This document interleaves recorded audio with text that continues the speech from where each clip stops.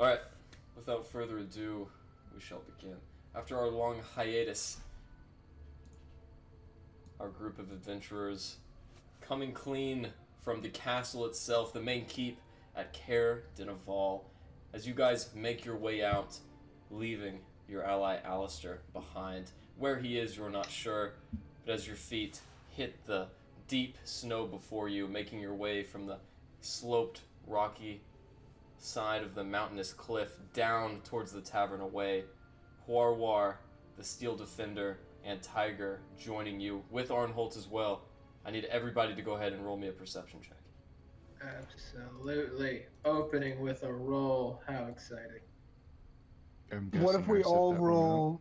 What if we all roll super shitty and none of us notice that Alistair's gone?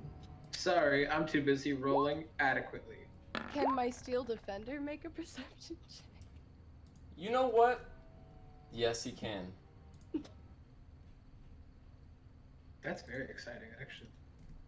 Because of a very, very specific... Make another perception check, Larry. Okay.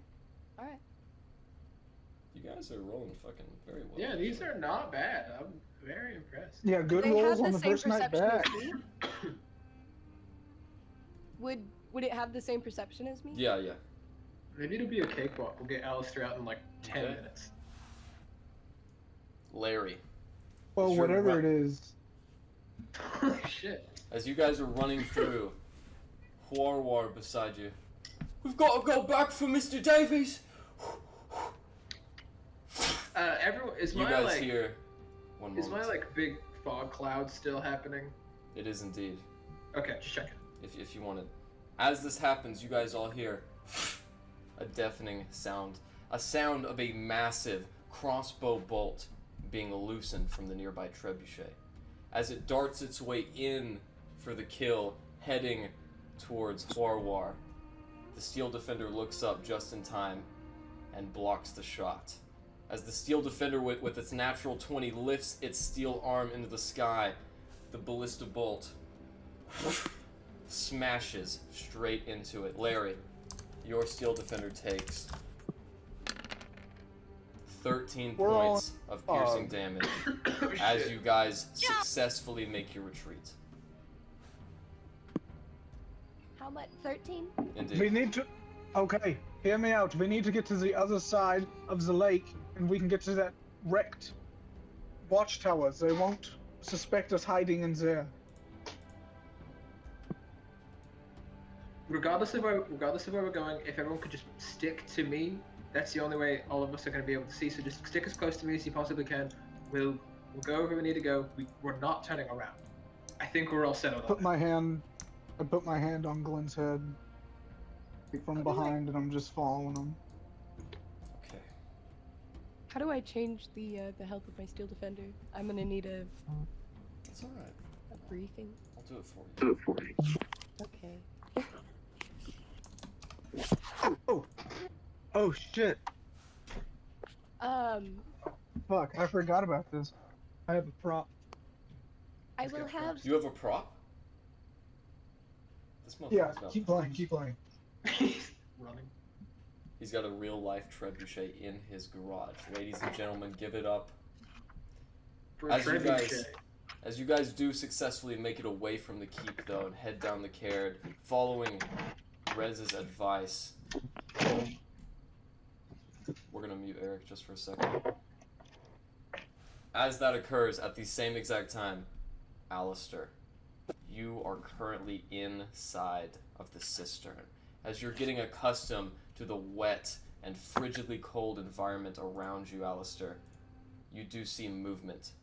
Beyond the precipice of the small edge next to you, you should see your character all the way down here. Yep. Go ahead and roll me a perception check as well.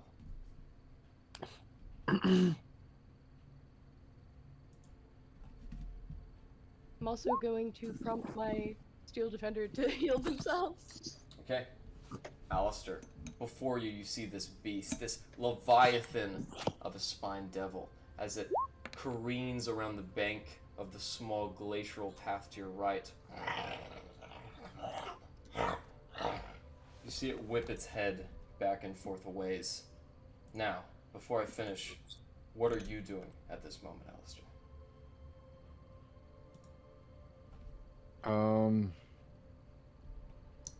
I'm watching it. I'm Okay. sitting here watching, and I'm working on a plan. As it takes a while,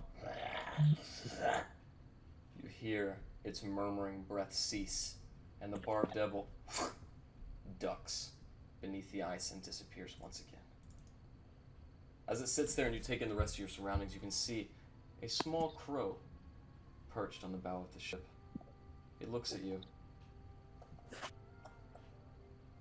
tilts its head to the side, and quickly flies. As it goes beyond your reach, would you like to stop it?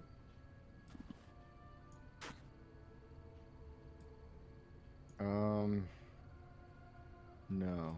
I'm gonna let it go. As it leaves from sight, you see that it flies over a small mass which bobs up through the water. For a moment, you think it's the spiked devil, but as your eyes adjust to the darkness, you can see the frozen visage of a dead dwarf.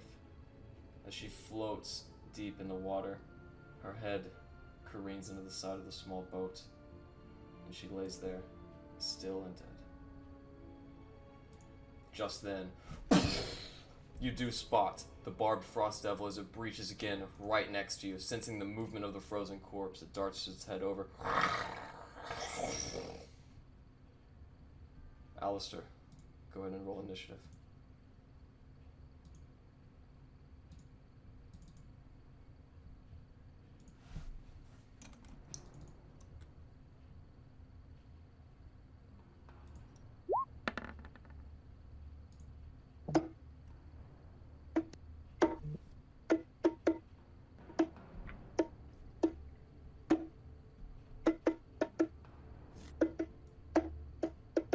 Yes, we can hear you.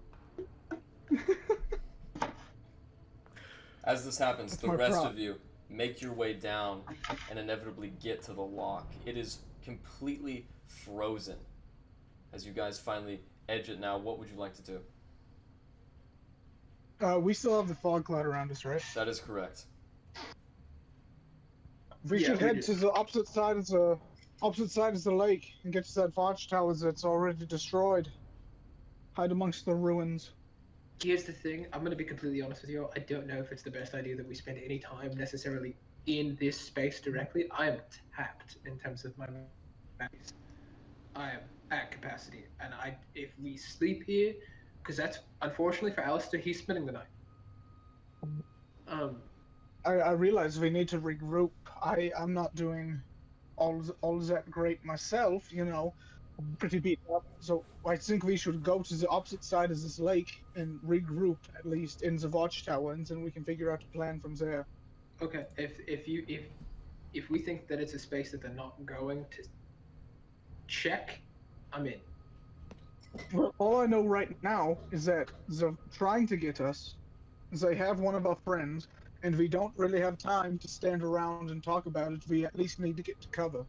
And if Right. we get in the rubble of that watchtower, there might be a basement or something that isn't collapsed.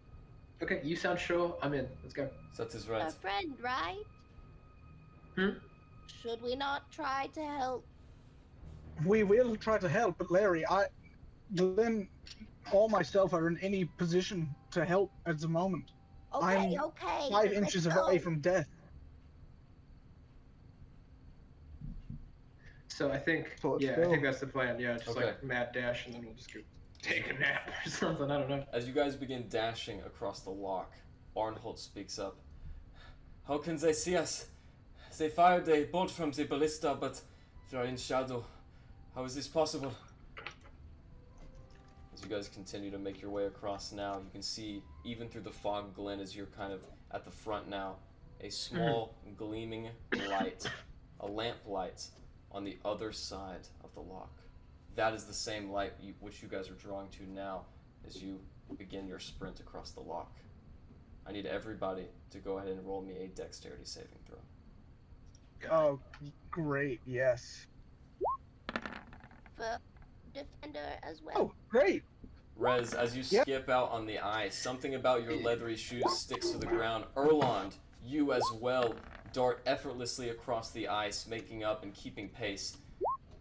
Glenn, Oralas, and Larry, you are having a very difficult time. As you guys struggle to make it out, for but a moment, you actually fall behind Glenn's giant aura of fog.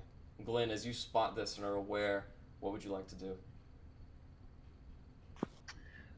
And you said that this light that we're like headed towards, is that like that's where we were talking about, right? That's our Yeah, goal. it's on the opposite side of the lock. That's correct. And the lock's frozen. That is correct. Okay. I could make an ice pick. I don't think I have. I'm apt. I have nothing for you guys. Well, basically, I'm gonna just. do you want to keep running, or do you want to stay and wait for them? Yeah. Oh fuck! If they're falling behind. Down. Yeah, you know what? Actually, I'm gonna hold and wait for them to catch up. The people in front of us should And know Rez almost takes off. immediately, because like the moment they exit a 5-foot space from me, it becomes obscured for them, like the vision. If they stick to me, they can see through the fog. Otherwise, they lose it. Right. So I'll wait for them. Grabbed Arnholt's arm and and is run out the front of the fog now that Glenn has stopped. Okay. As you and Arnholt get by, he keeps up pace with you, Rez, accepting your arm on his shoulder until he... Wait. Wait, look! As you meet his eye contact and look up, you see a very large, hurling mass of rock tumbling through the sky. As it heads down, you see that it's heading straight for the center of the fog. As it careens into the ice, shattering it and splitting the ice open. I need everybody to roll me another dexterity save. Shit. Damn it. No, that wouldn't work. Fuck. At roll a what? disadvantage?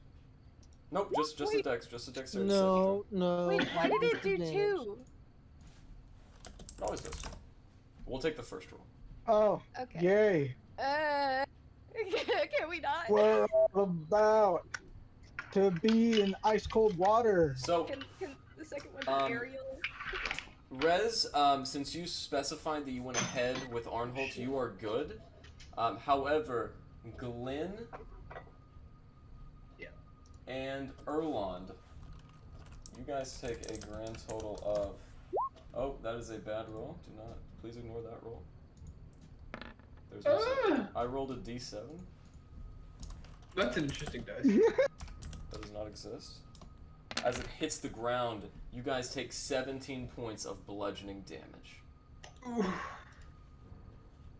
So yeah, that's Glenn and Erland.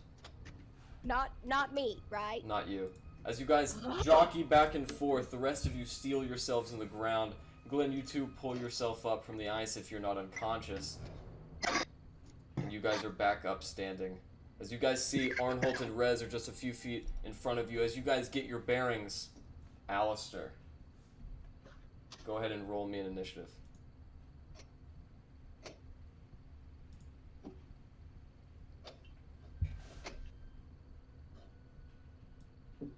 Can you turn on the lighting so we can see this? Not really. But to see it. I'll do a better trick for you guys, okay? Since you guys are not even really using your tokens right now, I can just give you the old Louisville, oh fuck.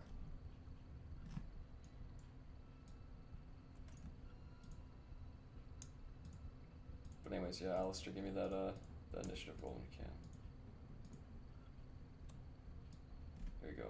I'll move you guys down inside so you can actually see what's going on. I'm praying for you, Alistair.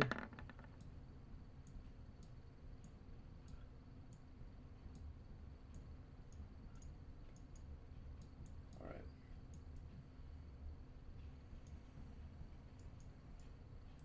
Okay.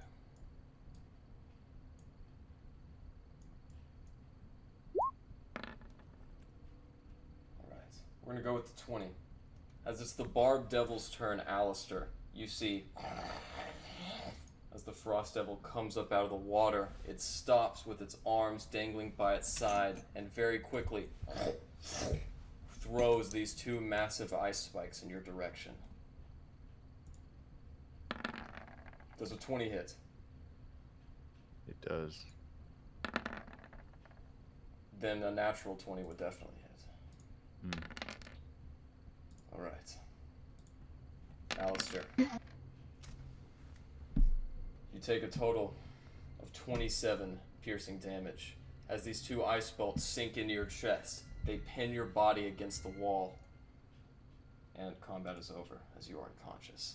The last thing you see before your consciousness my God. fades. The last thing you see before your consciousness fades is the Frost Devil.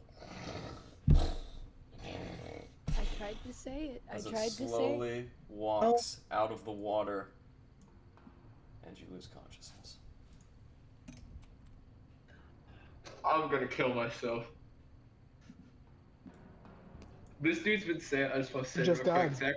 Zach has been saying for like almost a month, like I have a month to plan. And this is where he ended up. I know. It's like, I got this. I got this. Don't worry, I got this. As you guys are now I mean, there's nothing. Oh my God. in the eerie silence We don't of know. the night, even though a giant massive stone has been loosened from the trebuchet, you guys still stand, still in this ice, and make your way to the watchtower. As you all come out, I do need to ask, Glenn, are you still alive? I am still alive, yeah. I actually Okay. took no damage during the fight, so all this damage is new for me. Good. So you guys make your way now to the coast. You see the lingering lamplight next to the watchtower is actually that of Rayloft's wagon. However, as you get there, breathless and exacerbated, you don't see any sign of your allies.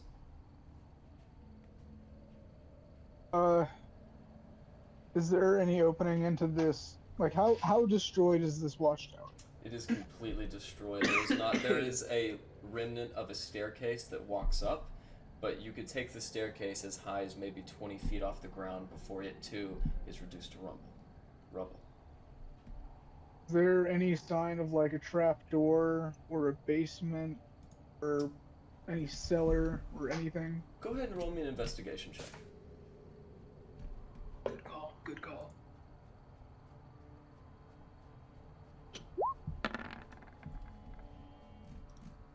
You do not notice any sign of trouble, any traps. You do notice there is a hatch in the bottom, a very large wooden hatch, not too dissimilar from the one at the care. But you notice one thing else, Rez, with your high roll. 2 pair of footsteps. Not in the snow, mind you, but in the rubble itself, and they are actively being made.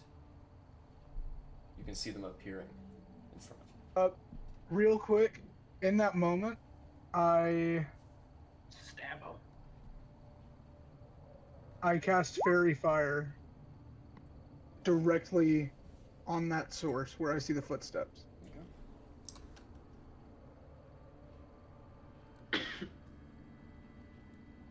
So they have to make a deck save of 15. That's a natural 20. Great, natural Shit. 20. As the light befalls, you know it's in the same As I spot. do that, I shout, "There's a person right there!" There, I do not see anything. Ah, shit. So he shouted, "There's a person right there," and there's the space of his fairy fire that he's like. Can we see his fairy fire even though it Oh, missed you, the you, person? you. You can. Yeah, it and would have been like go a ahead. fog that they just Mhm. stepped You out of. You're absolutely muted can here. s- Yeah. Ooh. There you go. You're unmuted now. Yeah. Okay. Yeah. The fairy fire is absolutely in effect. However, if you would like to see the footsteps, though you know a creature is somewhere, go ahead and roll me a perception check. Yeah, I'll roll the perception check. I'll do it. My perception's not bad. Just wasted one of my only few spell slots I have left. You do not see the footsteps. However, Fuck. Rez, as you and Arnholt keep your eyes tracked, you watch as these very small footsteps scurry around a corner and dart inside of what looks like to be an abandoned tavern. Oh, wait, oh shit, it's him. Okay, yeah, I start running the fuck after the footsteps, and I say, "It's the fucker we were after. He's over here," because he escaped, right? No, he's dead. He's dead. Yeah, you guys killed him. We killed him? Yeah, last time we played, yeah. Okay, wait. Then never mind. Never mind than what I just said. I start running after. I mean, you guys heard me say there's a person right there, so I'll grab you. I start chasing. Following. Yeah, I start chasing where I dive into the tavern that he dove into, or Okay. that they dove into. I don't know who it is. As you guys follow suit, in front of this tavern is a massive frozen barrel. You see the footsteps stop in front of it, so would you two also like to vault the barrel and go inside of the tavern, Rez? I will follow. Okay, about how soon after? Like, what was the approximate distance between me and where I saw these footsteps? Between you and where you saw the footsteps, approximately 45 feet. As I'm chasing them, 45 feet. So I saw them duck in, and then I ran in. That's and right. Then ducked in.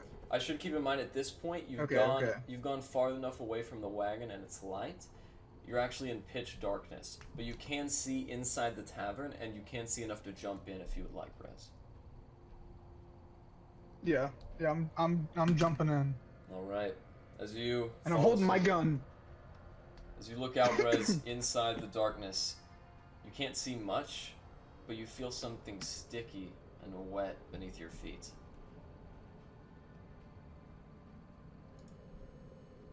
Hello? Hello? Is there anybody in here? I watched you duck in here. Hello? Take a couple steps. Start looking around in my bag to see if I have a torch. I don't. I do have a candle. I take out my candle and I light my candle. Okay. As you light the candle, Rez, the rest of you should feel able to put your tokens down there as well. Rez, as you look around, you know the sticky substance you've stepped in is blood. And it's covering this wooden floor. Oh no. That's what I thought. Oh, scheiße. Ooh. Oh, it's gross. Why is everyone so small? Why is Rez giant? Tiny. What did he do? Sorry, guys. Or am I small? We need to fix that. Something's wrong with the token menu. All of the tokens have been resized to Orly's shape. Don't know why that. Maybe the map is just really big. At about that time, as you guys come up behind Rez, in the darkness, you see 5 figures appear. One behind the tavern. One on top of the bar. Good. Yeah. Fucking great. 2 more on Help each for table. this. And then 1 at the back. Oh, however, they're not attacking. They're just looking at you. Finally, 1 steps forward in the midst. Hello. I am Kuvlak. We know of you. Who? Said your name Where? was Korvac? Kuvlak. Kuvlak. Oh, yes. Very fine name. Good name. Yes. Where is the one?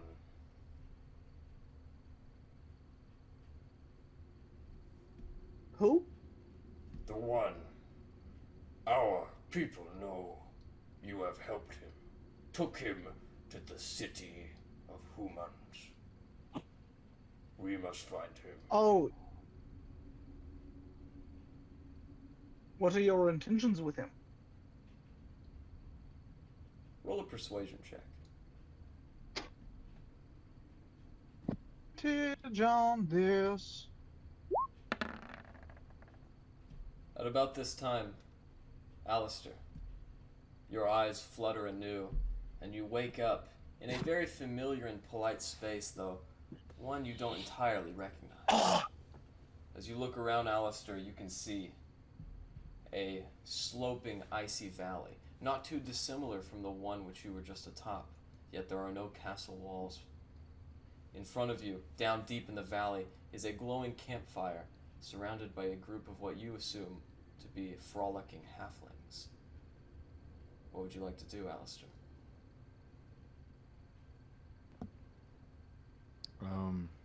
I'll approach with my gun drawn. As you approach, you take the tarp off of one of the stagecoaches and you can look down into the camp at these frolicking halflings. One of them, a small halfling with a big bushy beard which connects to these very thin lines of white hair on the side of his face. Oh, why hello there! Why, you've come to join the festivities. Oh, well, take a place by the fire. And he resumes his dance, frolicking in a counterclockwise fashion. I'll go sit by the fire, but I'm keeping my gun out and ready. As you do that, another small halfling touches your hip. Oh, that won't be necessary here, sir. Oh, please put it away. He gets very grumpy when he sees any kind of weapon about. Where am I?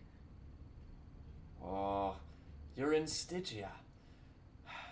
I hate to say this, but, well, you've died.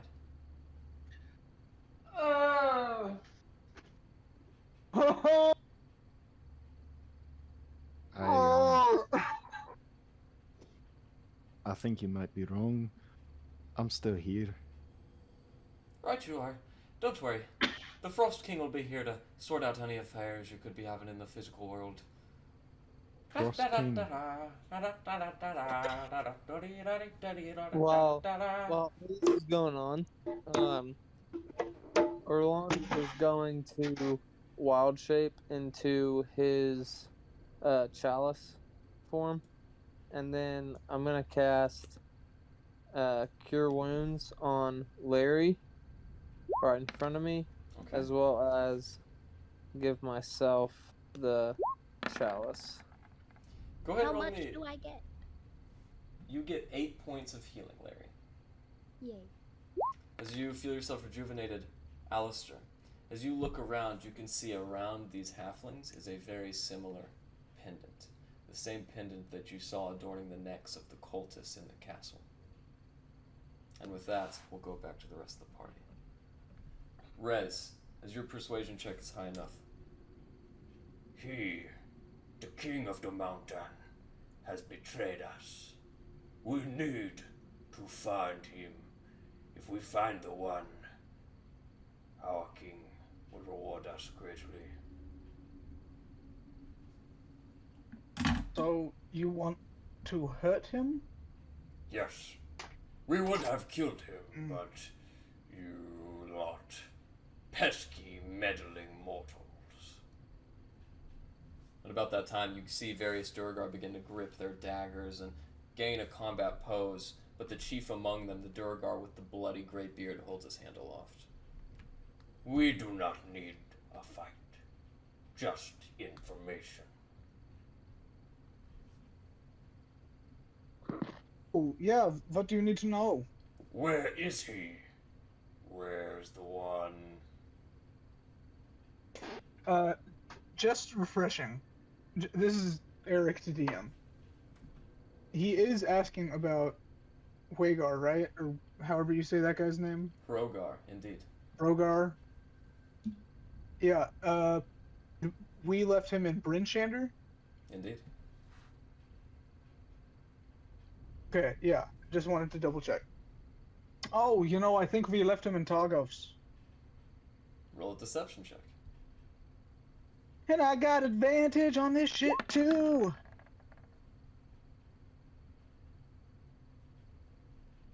Is he? Our spies said that he was in Brinchander. Oh, well, maybe they probably moved him from no. Let me start over that sentence, because Eric is stupid. Oh, yeah, well, no, we found him in Brinchander, but we moved him to Targos to, you know, keep him safe. It was very secretive. It wouldn't surprise me that his spies haven't heard about it. How do I We're know? hiding him under the, what was formerly known as the Kalishtan Arms. Yeah, there's a basement under there. They all look puzzled for a moment. The Durgar scratch their head as they look at you. Why you help us? Oh, you know, because I really don't want to die. and you guys seem like you could kill me very quickly. And you know, no harm, just information. So fair trade, you know. At about that time, you see a big grin spread across his face. Very smart. Yeah, Rez this entire time has just been like slowly, like ever so slowly backing up to the barrel and saying, "Okay, yeah. So I think that completes the trade. You don't hurt me. I gave you the information about Froga, and okay, I'll be leaving. Thank you. As the You guys have Durgar, a great night. as the Durgar turn back into their invisible forms, one after the other disappearing, the last one to Oh leave. shit. The last one to leave is the hooded one with the craggly, gory red and gray beard. As he looks out to Glenn. We will be back for your ilk, pretender. Oh, Okay, and Rez leaves. Holy shit. Yeah, we Oh get my out. god, let's get the fuck out of here. Let's find somewhere to fucking bed down for the night. I don't know that the Holy shit, we ruined need to come tower up. is our best spot anymore. We need to come up with a plan on how to get Alistar out of there. What's in this place? Oh, wait. Sorry, Could- guys. I forgot to mention. When I saw those footsteps, there's a trap door in the watchtower, so there is a basement. Well, then let's go to the fucking basement, man. As you guys make your way to the basement, Yes, you near now the massive wooden hatch, the one that looks much like the hatch with Alistar last disappeared down. So you make your way. Who would like to open the hatch? I'll do it. Glenn, as you put your massive dwarven mitt, you easily fling the hatch up, and beneath it you see, and we're going to go back to Alistar for a second. Fantastic. As you are next to the God. campfire, my friend, you look about you, and suddenly the halflings step down. Oh, wait. Do you hear that? He's almost here. As they look around, you also train in on the direction of their sight, Alistar. In front of them, a massive tunnel, a cloud almost evaporating from the snow appears, and breaking through it now, a very ornate frosted carriage. White wood around what appears to be ebony framing that borders it on the corners. These massive wheels which churn the snow beneath it almost seem blue as they gleam in a magical aura, and it's pulled by not horses, camels, or even axe beaks, but two massive frosted rams. As it pulls up and outside, you see the curtain, blue with white snowflakes drawn back, and a small, lingering white hand extends forth and beckons you, Alistar. Good. I'll cautiously walk towards it. shoot him. Oh, he's going. Have fun? Oh, I think this one's gonna get a prize. As you walk now closer and closer to the carriage, the hand goes limp and a head sticks forward. A very broad-chested, tawny-skinned man with a pointed black beard and beflexed black mustache which is curled at the tips looks at you. His head bald, yet gleaming and very perfectly clean. He looks at you. Why, hello there. Welcome to the land of the unliving. Alistair Davies, I have waited a long time for this.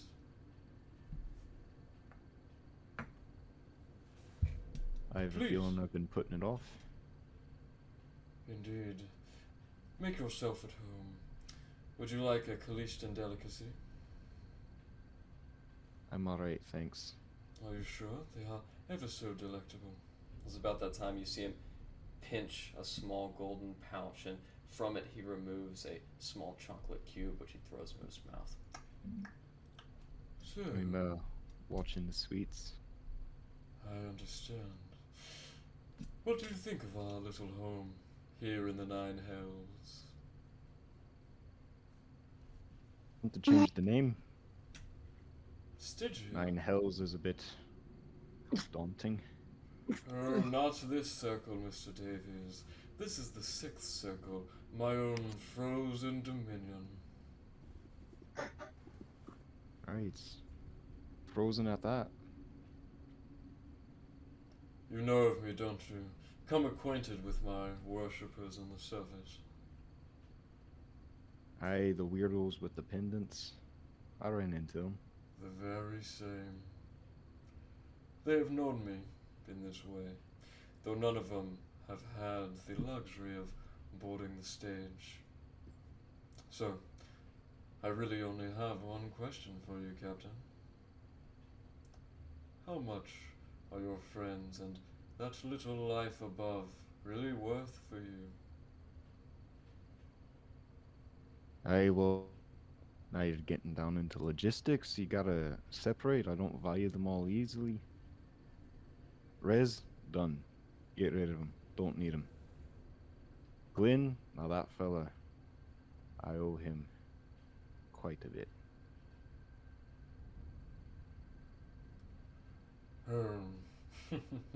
About that time, he leans forward and puts his very cold hand on your knee. As that happens, a pain shoots through your skeleton, even more than when that ice spike perforated your abdomen. They will all have their time. But your life, your journey, your existence, is it really so worthless?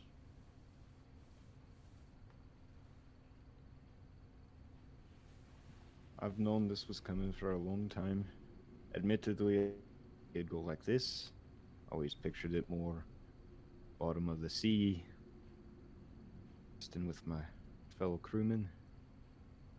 But here I am, no crew, no ship, no dignity. Seems fitting.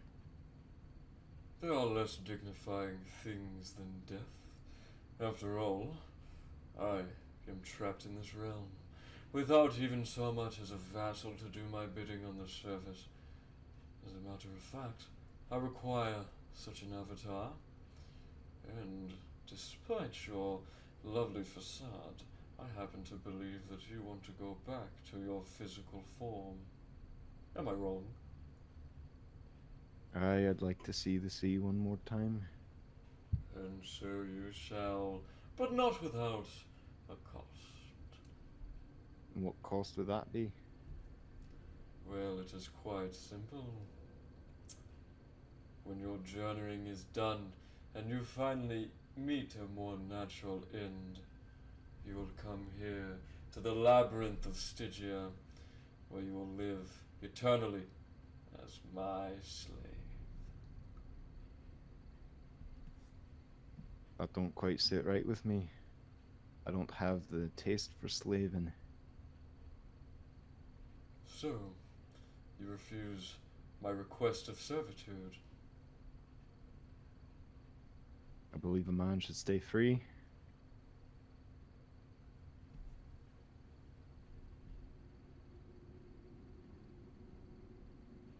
In that case, I suppose you won't mind living again as a free man. I wouldn't mind at all. And what cost is in eternity if you've returned to your friends, to your lovely sea? What then?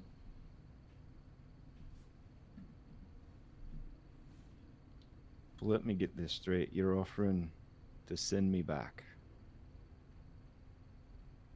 Back to Indeed. be free. Back to see the sea. To see my friends. And Rez. And the little one that tags along. And you want me to, at my natural end, be your slave. Well, maybe slave was too harsh of a word. Look out! He draws back the curtain. What do you think of my servants? They are jolly, are they not? Aye, a bit sickeningly. You may say so. But when the cold came to this land and the poor frost maiden Aureel turned these halflings to popsicles, I was here with my Alistar delights, here with my labyrinth to offer them safety. So too will you be protected beneath my curtain. However, Slavery doesn't befit you. You do not look so nicely in chains, so I will offer you this. You will have freedom of your own, a true freedom, if you accept my quest. What's the quest? Kill this Oriel. This frosty, wonderful land has always been mine. She is a possessor, a usurper. Once she is destroyed, our deal will be met, and you will be allowed to live again. Alistar, king of the waves. Aye, that does have a charm to it. So you just want me to go kill this Oriel, and that's it, that's the deal. Absolutely. Then you can turn your winds to the sails and forget our little conversation ever took place. And let me remind you, Captain, these deals are seldom offered. Aye, well, sounds like second best deal I've ever been given. First, of course, being pretty mead, but this ain't half bad. I'll accept. Your quest will be an arduous one.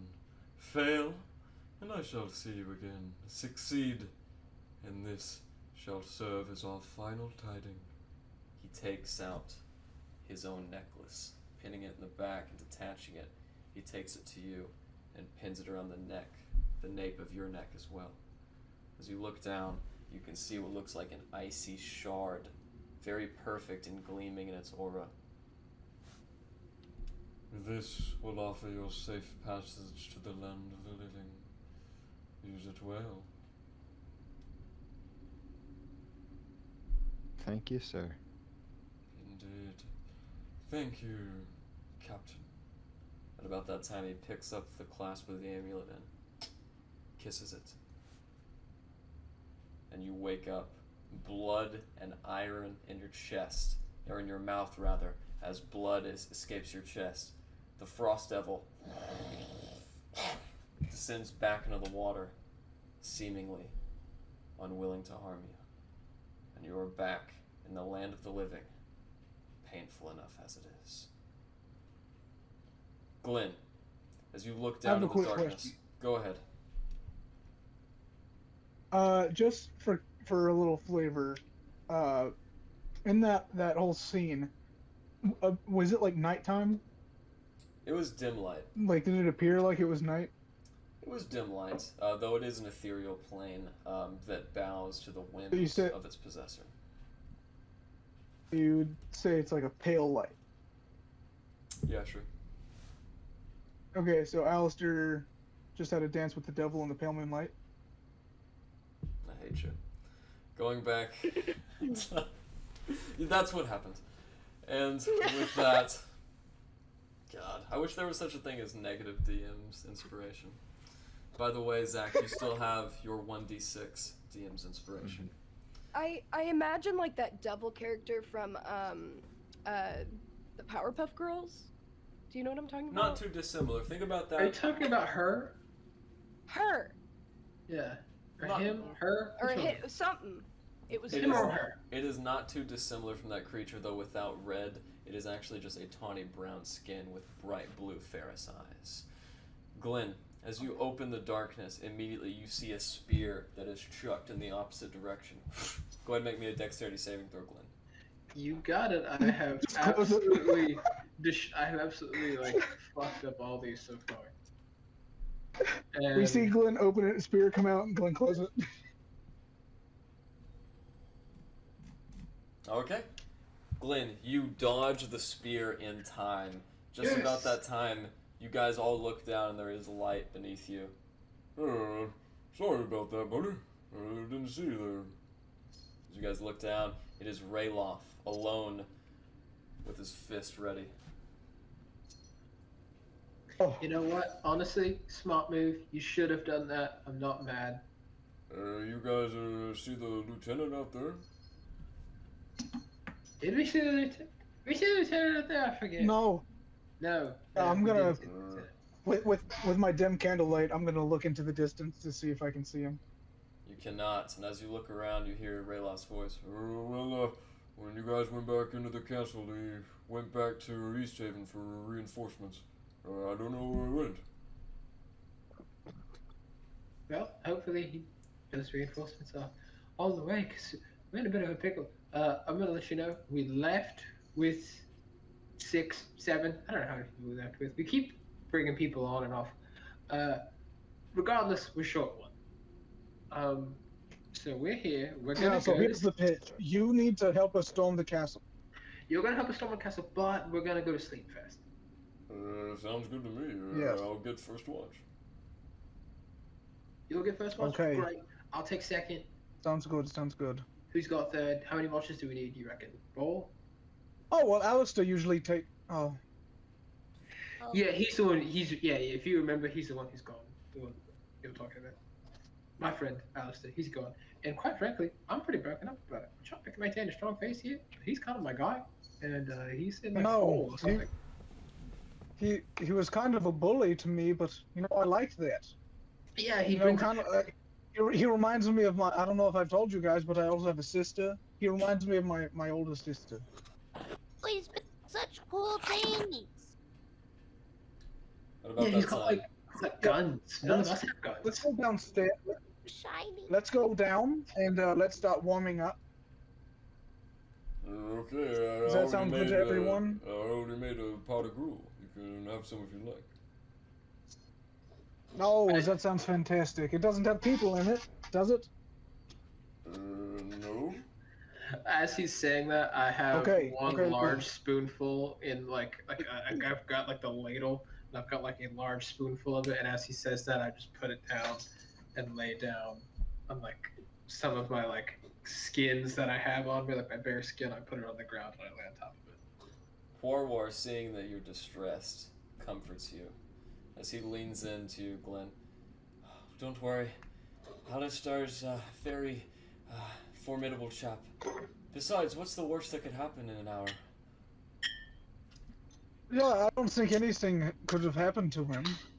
Like what? Honestly, like he died and came back to life. Like that's likely. Well, the thing is, regardless, what could have happened in an hour, that doesn't matter. That is zero bearing on what we've got going on, because I can't help him until 6 hours from now. Well, I agree. technically I agree. 8. Well, yes, we Yes, need a bit okay. of rest to have a So- chance to save him. I do agree. I do agree. I'll take second watch. Who's got third? Who's got fourth? I can see in the night, so I can do whatever later. I see at night. Okay, so great. there- There's third and fourth watch. Third, fourth. Awesome. Cool. And I just After close my eyes and After wait everyone to engage. eats. After everyone eats, Rez pulls out his dulcimer. It's got a few scuffs on it from everything that just happened, and he kind of buffs them out. And he starts playing that same kind of melancholy, sad but hopeful tune Alright. for about maybe 10-15 minutes while everyone's settling down. Alright. With that, the sound of his music lulling you all to a deep sleep, and Rayloff taking the first watch, you guys inevitably let the passing of the night take you. Glenn, once again, you are awakened with the spray of salt water on your face. As you look off, the bow of the ship you're standing on is rocking back and forth. 2 more massive ships border you on both sides, Glenn, and you look back at the fleet of dwarves manning the sails, corresponding with the mass, and getting the cannons ready. Alright, bosun, batten the archers. I go through the process of battening the hatches, whatever that may be. As you do so, the other dwarves getting ready in the bottom greet you as you follow. And that is all of your dream that you get tonight. Okay. Alistair, as you look around the floating dead body and the spiny frost devil now disappeared, what would you like to do?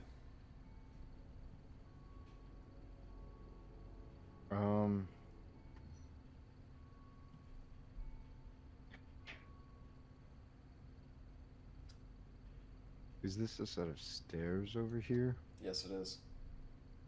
I'm gonna slowly make my way over to the stairs, keeping an eye on the water. As you do so, you feel something hit your chest, and as you look down through the massive gaping holes, you do see the necklace, dim without light, but still adorning your neck all the same.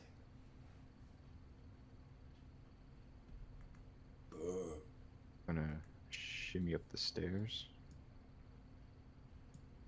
holding the necklace in my fleshy hand. As you see, there are 4 bodies wrapped in what appears to be a light white linen, and a chest at the end. I'm gonna go around to the chest.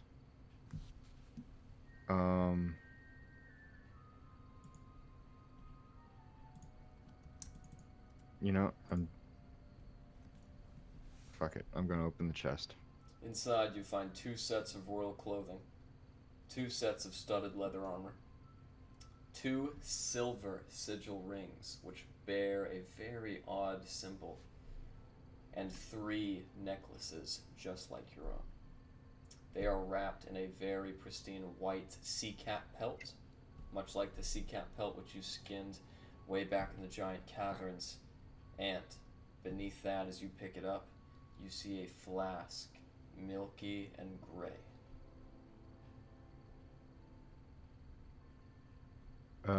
Can I investigate the flask?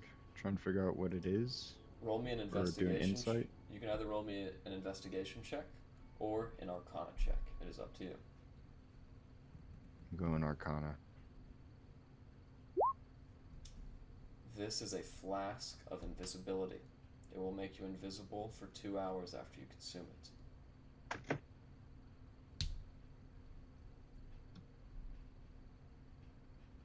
Alright, how big is the chest? The chest is quite wide, 5 feet in length and 2.5 feet in width. Okay, I'm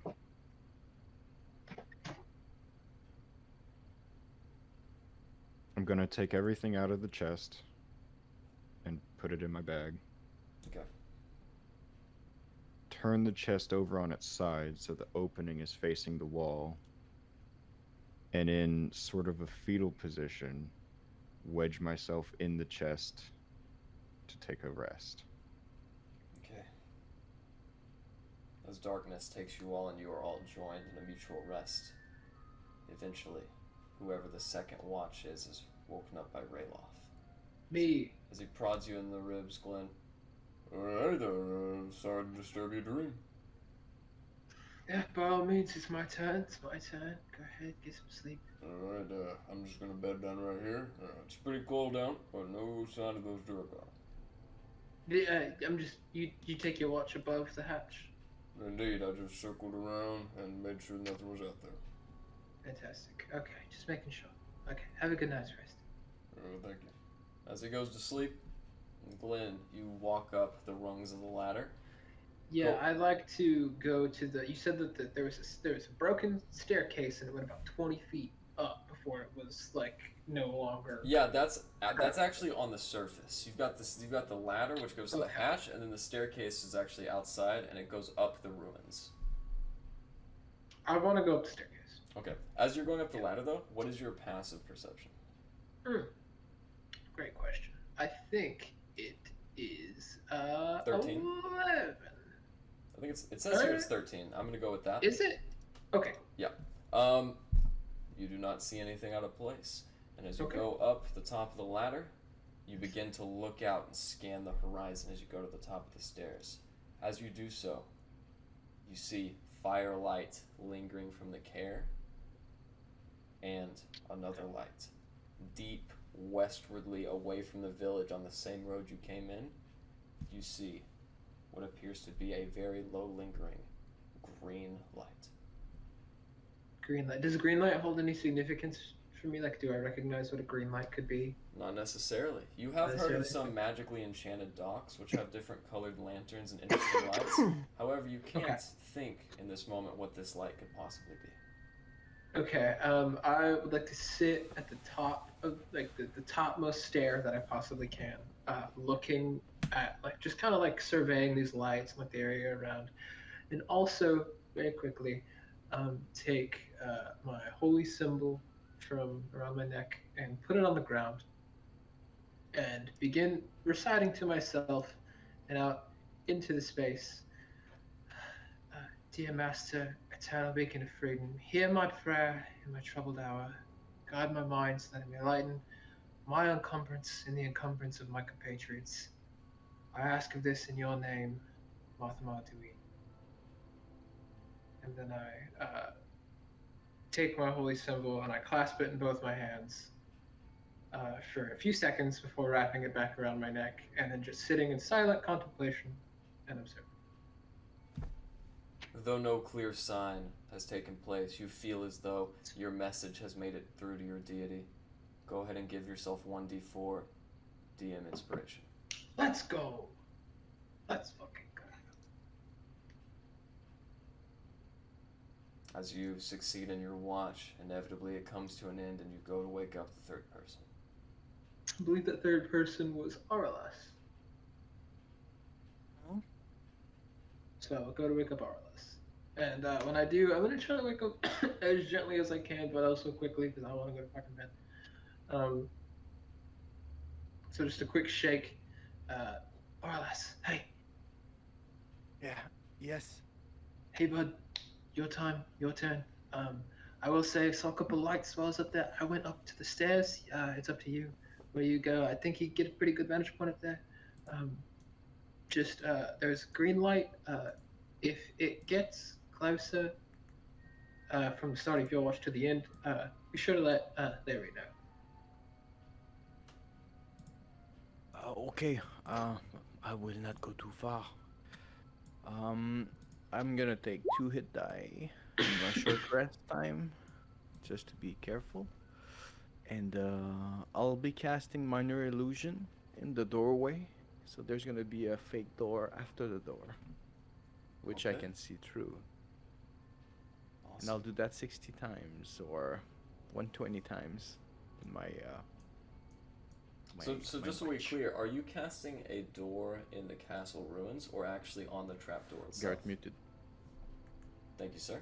Are you casting this on the floor itself, or are you casting an upright door in the castle ruins? Well, it can be only 5 feet, so I will try to disguise my. I would believe I am sitting. So sitting and watching, but I'll take the 5 feet chunk of the visual angle and cover my body. Fantastic. As you're looking out, you do see that green light. It looks like it's lingering, staying in put, and it's the identical one that Glenn described to you. As you look out at it, it fishtails around through the city for a while, almost exploratory. It stops at the foot of the uphill climb, the tavern, which is staffed by what appears to be the only resident of this town that you guys encountered. And then the green light turns around. As it's heading backwards, you know that it's going to draw in your vicinity very soon, Aralas. However, you also know that the end of your watch is coming up soon. Would you like to pass on this responsibility to Larry, or would you like to stay and wait for the light to arrive? Since I'm very stealthy, and I only need to sleep 4 hours a night, I will let my friends take their rest the sooner I can, and I will try maybe to peek in and see if I can make out anything of what this light could be, using my minor illusion as a blockade or a barrage to seeing me. As you sit there and watch through your illusion, you see that this light is not corresponding on anything.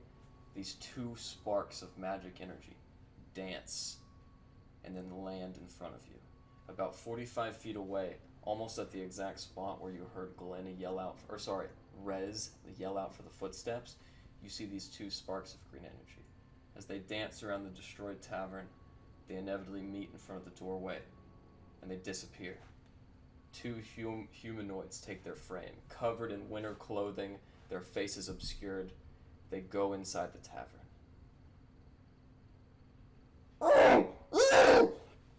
You see a guiding bolt arc through the side of one of the sides of the tavern. The other blasts through the north end. Pieces of wood and shrapnel fly in all directions. You hear a raucous of sword slashing and cuts. A gunshot fires, and inevitably, Aralas, you see a Duragar fall out. As he falls out in front of the doorway, his hands grasping in the snow. No! No! He's pulled back inside the tavern, and a second, much louder, sounds. As this second explosion sounds, what would you like to do, Aralas?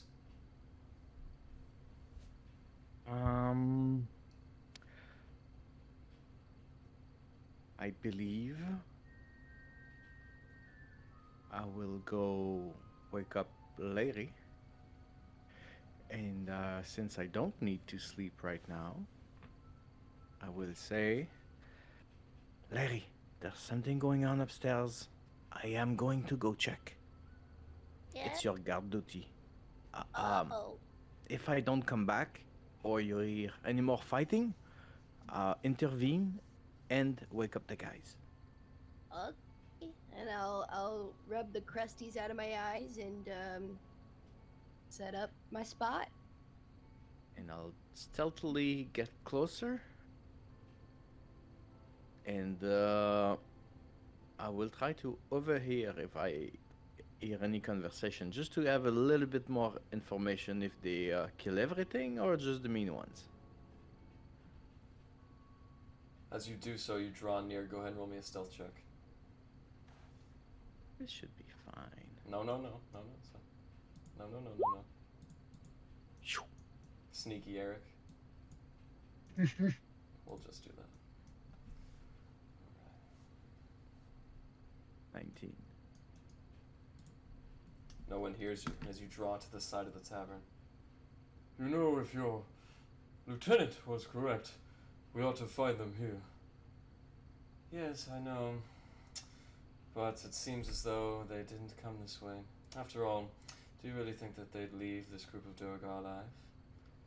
I'm not sure, but wherever they are, we need to find them sooner rather than later. As these two humanoids step out through the doorway, they make their footprints again. Do I recognize their voices? Go ahead and make me an intelligence check. At advantage.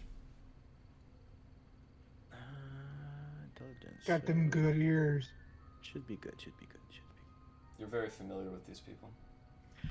This is none other than Sheriff Southwell and the voice of Imdra Arlagath. Oh, friends. Good. This way, my friends. At about that time, before you can even notice, a gun is pointed at you, and you hear the mechanism trick back. Who goes there? It is me, Oralas. We are Oralas. there. So, you're alive after all. Where are the rest of your allies? Down there. Come this way. Let's hide. Lead the way. As he accompanies you. I will tell them to hush, just so I can explain that the guys are resting, and we don't need to wake everybody up just yet. At about And that time, I'll thumbs up Larry from the closer I can, just so she knows. He's fine. He doesn't need me. Oh, Deputy Harple, it's good to see you still in one piece. Well, hello there. I seem to be counting one short. Where was your lovely ally, Mr. Davies? Oh, Well, Hey, wait, did they come down into the thing, or are you guys I'm still up at top? watch. Oh, I'm you Be guys- in the. Are you guys still up top? Oh, okay, my bad. I thought that you brought them down. Let's not wake everybody up just yet. They need their rest. I understand. It must be a long couple days. After all, it's been almost 26 hours since you left East Haven. Yes, well, we attacked the castle. We killed many bad guys, but we escaped at some point. There was a thunder noise, and they all came to us. Go figure. Such a surprise. And Alistar is there. He's a prisoner. We think he's alive. He should be alive. He's very slimy. You know him. Yes. And I we see. plan to rescue him tomorrow. Well, did you come across the town speaker? Certainly, Mr. Cranlock had something to say about this. As a player, did we? No, you did not. We did not. I remember very well, and we did not. That is most unfortunate. Well, as Duragar still lurk in the city and the rest of your allies are no doubt safe, I think that Imdra and I ought to scout out and find our own location and nestle down for the night. Well, perfect. Let's not shoot at each other before dawn. Larry, are you good on ammunition? Yeah. So are we. I shall see you here again in the morning. Good night to you, my friends. Good night, Aurelas. And she turns and makes her leave. They Thanks were a bit you. weird, right? Did they seem weird to you at all? Well, why do they send us everywhere on missions if they can just kill everything together as superheroes in the night? That's quite. We have to stay aware and analyze this a bit more with They time. sending us on death missions? Well, we're quite powerful and intelligent, you know. But they seem to be handling it on their own. But you know, they've said stuff about reliving their past lives, about saving everything. So, I guess let's just guard the guys for now and tell them in the morning what happened.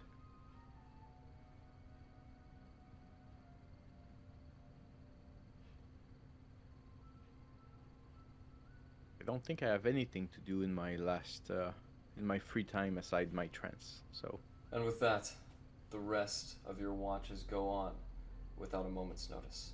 As Oralas disseminates this information to the rest of you, whenever the fourth watch is awakened, you guys inevitably go back to sleep, and you recover all of your health points, all of your spell slots, and you are all now awakened with the passing of the day.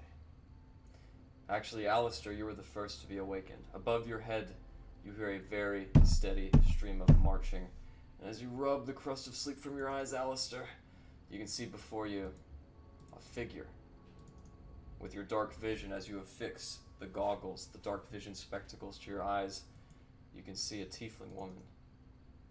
Snow white skin, very dainty horns, which are basically lost in her blonde hair, and one of her crows nipping at your ankle. You here to kill me too? Well, I hadn't thought of it. Who are you, anyways? Name's Davies. Alistair Davies. Oh, Captain. Well, pleasure to meet you. I don't have any such titles. You can just call me Avarice. Now then, see that necklace of yours? It looks mighty new. It's a new burden to carry. A burden all the same. Much like those friends of yours, huh? Aye, now that's a burden to go on about. I'd say so. But a pretty formidable burden at that. You guys took care of my gargoyles fairly quickly. Ah, those were yours. They were. I summoned them myself, but you know, easy come, easy go. It's an old tiefling saying. I suppose that was your bird I saw earlier, Still flying is. away. His name's Craig. Ahoy, Craig. She kind of pecks at your leg a little bit more. Oh, Mm-hmm. that means he likes you. Say, So, I know you guys didn't really, well, knock before entering, but if it's all the same to you, I'd really prefer if you leave. that would make two of us. I'm quite keen on leaving myself. Oh, door's right there. You, with the freaks in robes upstairs? Freaks are a weird way to put it. How about misled troubadours? I put it any which way you want. They're the ones that threw me down here. Not sure they'll be keen on letting me walk out. Well, we definitely have that in common, but I doubt they put us down here for the same reason. What are you doing here? Well, I usually just tend to my paperwork. You see, I'm the only one that can convene with Mr. Levistus, and the rest of them grew jealous, threw me down here. Levistus? Yeah, the fellow that gave you that necklace. That is, if you didn't steal it out of the chest. I know. I got this from a fellow calling himself the Frost King. Suppose that's the same. That would be him. Guess he gave you the old trick. Come back, live your life, and end up as his servant at the end of it all. We have a bit of a arrangement. Maybe we could come to an arrangement too. And what is it you want? No. Take that flask of invisibility, go out the doors, and let me lay waste to the whole castle. I've really grown tired of this place. You want to kill everyone here? Yeah, something like that. Especially Cabdrock. Well, that's a deal I can get behind. All right. She extends a stalwart hand to you and offers to help you off your feet. I take it. As you guys head up the stairs, you hear a... Oh, Spike, be quiet. She thumps him on the nose. Sorry. He's, That your beastie? well, not really. He actually comes from Stygia, sworn to protect us.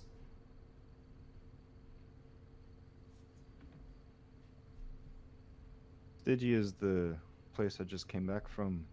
Sixth ring of hell. Lot business. Yeah, that's a place. Charming. Jesus Christ. Alright. I'm the invisibility flask. Down that. Head up the stairs. And at my side. As she hears your feet go up the rungs. Oh yeah, and you'll need this. As her hands levitates up, a small silver key. It almost looks like a very small knife, and you do notice it fits into the lock of the trapdoor easily. Thank you. As you open the doors, go ahead and roll me a stealth check at advantage. Ooh. Dun, dun, dun, All dun, right. dun, dun, dun, dun, dun, dun, dun, dun. As you head up, you hear the sound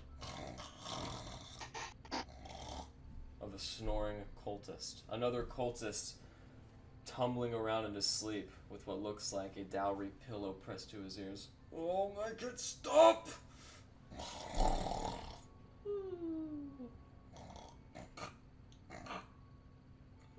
So I'm undetected. That's right, and invisible. And there's just the two cultists around. Mm-hmm. One's asleep, one's rolling around.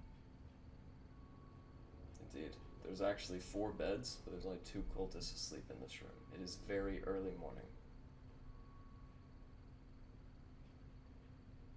Well, I'd like to stab the one rolling around in the throat. As you return the knife Break from his him, you see his body tumble back, and it's about to fall on the floor. But before it does, it turns into a solid block of ice, frozen in place, the expression of his death. That makes me feel better. And then I'm gonna work my way out of the castle. What about that time? She walks up as well. Thanks a lot, and good hunting. Same to you, my lady. And about that time, she turns into a crow herself and flies out of a nearby barred window. What would you like to do, Alistair? Leave the room.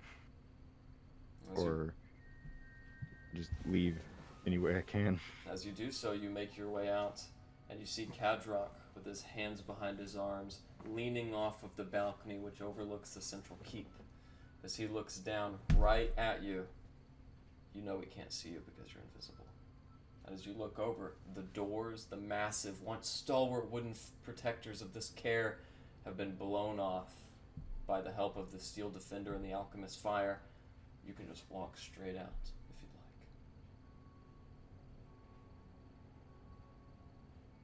Yeah, I'll walk out. As you do so, you almost can't believe it was that easy. The necklace adjoining you, transfixed to the nape of your neck, you march your way off just as the sun begins to alight the midnight rime and daylight approaches. Well, dim daylight. And with that, the rest of you wake up in the ruined tower. Okay, time to rescue Alistar. Have no idea what's happened to him. Time to storm the castle with all of our forces. It'll take all of our might. That's why we rested. It is time for us individually to take down this castle, and we will head up there and free Alistar. I agree. Without wasting a minute, so nobody finds us before we do. We just go in and do it. Listen, You know what I think we should do? Hold on. I miss Alistair I too. think We're we gonna should. have to take a moment. Yes. Here's what I propose. I have this drum on my hip, and I will give us a marching, and we'll like all dramatically march up to the gate, and they'll know we're there. Guess what? Now that I got all my spells, anytime they hurl a boulder or something at us, cast reduce on it, and it'll turn to the size of a pebble, and then it'll hit the ground, and then we'll keep walking, and it'll be awesome. But shouldn't we be more sneaky about it? Shouldn't we not try No, to? we go right up there, and If I we may. destroy it. If I may, with all due respect to Alistair, just on the chance he's dead, maybe we shouldn't base our plans around your music. And that's not a slight against you, that is for Alistair and his potential spirit only. Maybe we get there and we okay. see them tossing his body over the wall and he's on the floor, just like a crepe. Oh, that is true. Possible. They could have done let's so not- many horrible things to him. Possible. I don't want to talk about those. Actually, you let's know be what? I sneaky. would rather just do the music thing and just let Alistair's ghost be mad. So probably torturing him as we speak. We Ooh, need to that's figure not out fun for something. me. That's not fun for me. I don't like that. I know it's not fun. The guy was always a dick to me, but I like him, and I mean, what else would they be doing with a prisoner who just tried to storm their gates and killed most of their men? You know, of course Okay. they're gonna be torturing them. You know what? Real quick, I just want to say, Aralas, how many alchemist fires do you have on your person right now? I would have 3. You have 3? Excellent. I have 2. All I'm saying is we can set fire to a small country right now. And I think that is perfectly fine. And I will burn that entire place down. Just get me in there and I'll huck my 2. Aralas, I'm so sorry. You huck your 3. I And start let's just- rummaging through my spell book. I've got an idea, Larry. Can't you huck things really far? Oh, you Oh my goodness. catapult. I Yes. can. Can't you huck things really far? You can just take the I alchemist fire can. and huck it. You can But huck it. But I can also do Tasha's caustic brew, which goes pretty far. Anyway, okay. I got a good throwing on. I can do pretty good. I'll Yes, but I but Larry can take it and just fucking yeet that shit all the way I can Quite across the yeet lake. about 60 feet. Is there? Yeah, that's a guaranteed 60 feet. Actually, real quick, just while I'm up, Aralas and Larry, I know you two took the watches after me. Whatever came of the lights? I know I told Aurelas. I hope he told We you. already told you, didn't we?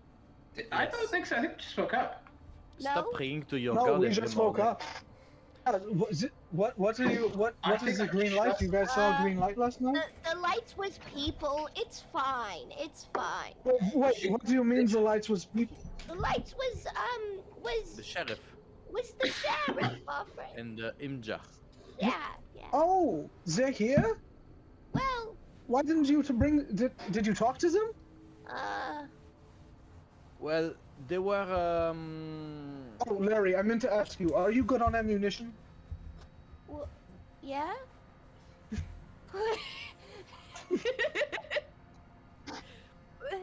Huh?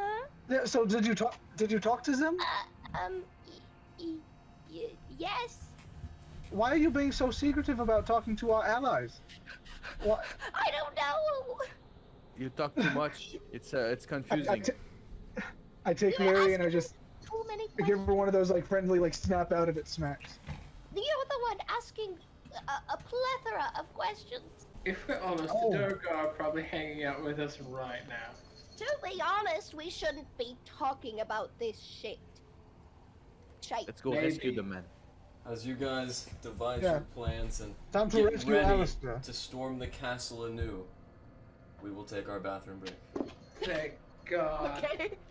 Your dungeon master couldn't wait another minute, so returning back in again, as you guys garner yourselves and gather your forces atop, I assume everyone would like to march up the ladder and to the top of the ruined watchtower. Yes, sir. Alright, as you guys go up the ladder Yes, down to sir. the ground floor, and those same green lights beam in from the side. As they appear in front of you, Imdra in her glorious admiral attire, and Sheriff I Southwell. jump and shoot the first person I see. Just kidding. No. Well, good morning, everyone. Oralas. Now then, before we go any further, I believe there was a bit of payment that we needed to dish out. Seeing as how many of us might not be living very soon, here is the gold promised for returning my old friend Imdra to me. You are each given 50 gold, and an additional 50 gold is given to you, Glenn. This is for Captain Davies when he returns. Absolutely. I'll make sure he gets it. Now then, You know, this is about how much I would bring into town when I was a young kid. You remember on Holt? I would steal from my dad's secret vault. oh, that was you? Then how come I was always getting course. grounded for it? It's because I always blamed it on you. You think I bastard. would tell them that I was going out and partying with dad's money? Always the favorite, huh? Trust me, when Oh, we get always back, you. I will tell Freya. No, Erland, real quick, I just want to ask, how are you feeling? Because I don't want to cast any aspersions. The last time we went in, we came back out, found out you've been staring at the sky for quite some time. Are you prone to doing that again? Or do you think you're going to be a bit more involved with this entrance?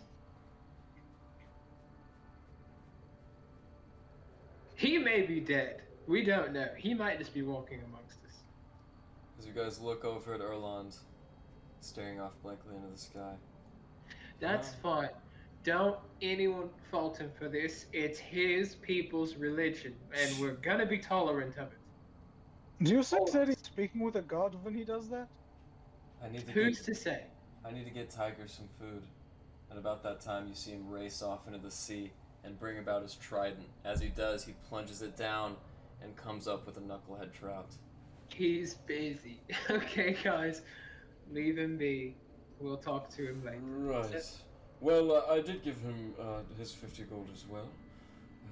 So. I'll make sure he knows. He might have forgotten already. Yes, most certainly. Anyways, Imdra has a proposition for you.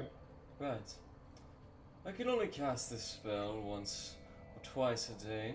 It is quite sapping of my arcanic powers. However, you too can travel in such a fashion as I and Sheriff Southwell. As a matter of fact, I can get you all to the front of the castle and over the lock in but a moment. However, you may find it a bit uncomfortable at first.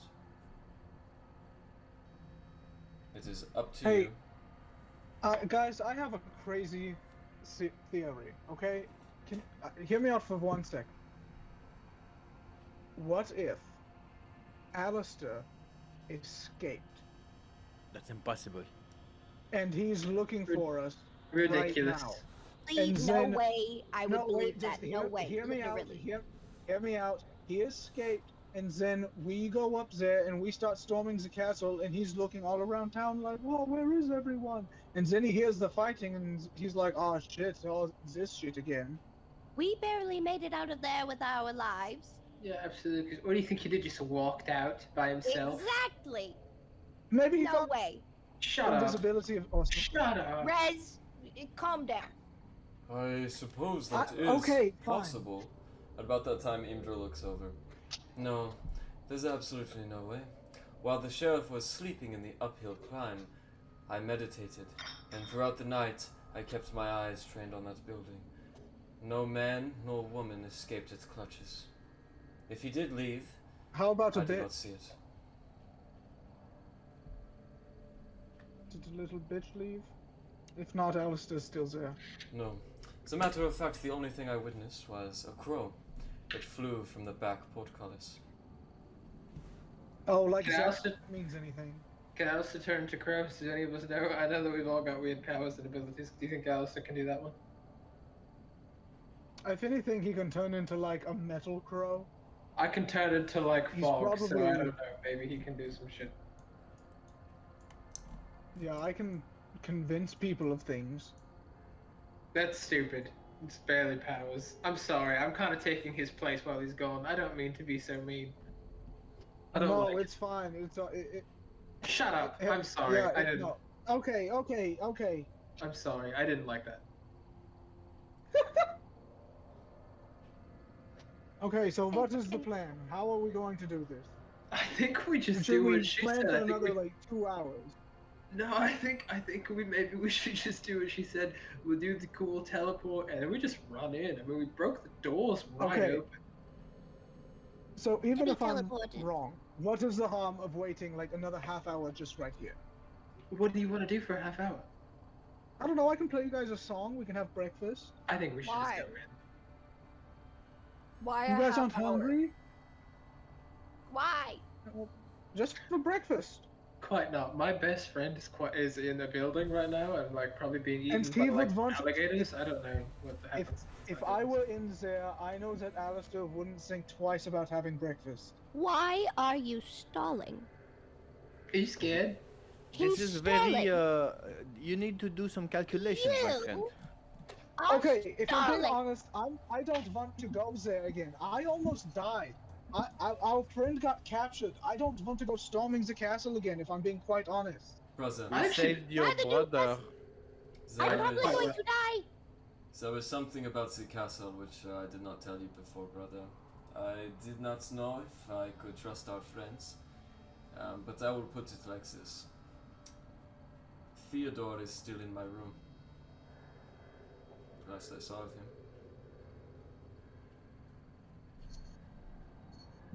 What does that Who? mean?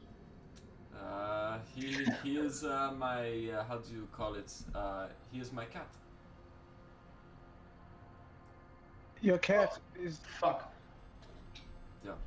We have to rescue your cat. It is okay. No, look. As soon as we No, get there, no, we no, will no, just- no. Alistair be damned. We are going to get Theodore one way or the other. By God, I swear. You know what, Glenn? For the first time today, I fully agree with you. Wait, Arnold, we we just are need going more to rescue your catnip, cat, right? and hopefully Alistair too. Or, Imdra, for or the like first some fish. time, you see Imdra smile. I'm so glad you told me about these folks, Sheriff. Alright, stay close. And in that moment, you guys watch as your vision decreases to the size of an inch. In that moment, you aren't even really a human as much as you are a singular impulse with one focus. As Imdra and Markham begin dancing across the lock, skipping up these green bolts of sparks, you guys can't even communicate with each other, but you can follow them. or do whatever else you'd like. I shall follow them. Alright, as you guys begin dancing, a trebuchet is loosed, and a rock is tumbling straight down. You watch as the massive boulder payload detonates right on top of Markham and Imdra, and they continue on, teleporting. Eventually you guys dance up the side, licking the coast of Lochdenishire, and appear right at the city gates. As soon as you hit in front of the Lochdenishire, arrows begin flying down from all directions. A ballista loosens, and in that moment, you watch as Imdra is hit in the shoulder with a massive bolt. Ah! Go! And I'll draw their fire! okay, never mind. Carry on. As you guys are now all, once again, out in the front of the care. What do you want to do as I get your tokens ready? Well, if that's the case, I'm dead sprint inside. Very excited to see these tokens. Alistar, where are you at the moment? After leaving, Oh, I shit. would like to find like a mound or a hill or some place where I could sit and wait to witness the decimation. Okay, you witness these very strange green sparks, and then exactly what I told you. They spawn. Markham Southwell runs straight in, and Imdra is caught in the shoulder.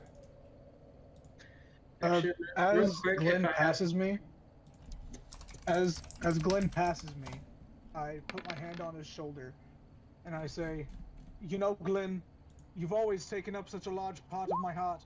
Sorry," and I cast enlarge on him. Let's fucking go. You kidding me? Never And had you- a cold support spell put on me before. I'm And sorry. you also get a bardic inspiration at that. Let's fucking go. Alright. With that, Glenn, and we are still outside of combat. You guys are all outside as arrows dance throughout, hitting on the ground. They can't seem to find you guys. However, Imdra and Arnholt are hit. Fuck.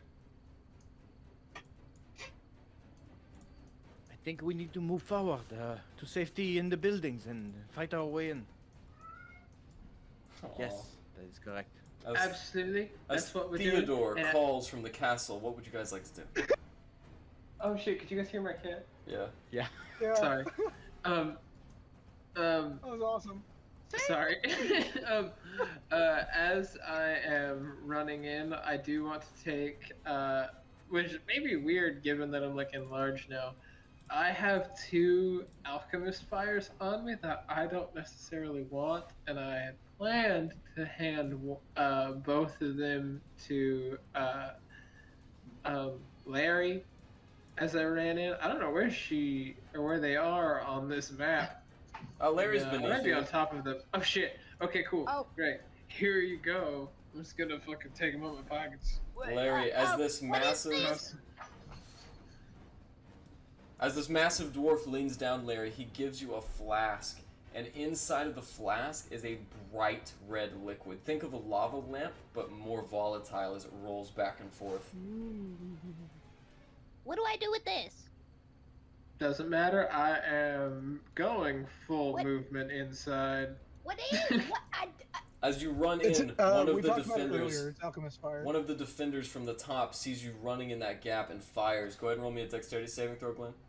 Absolutely.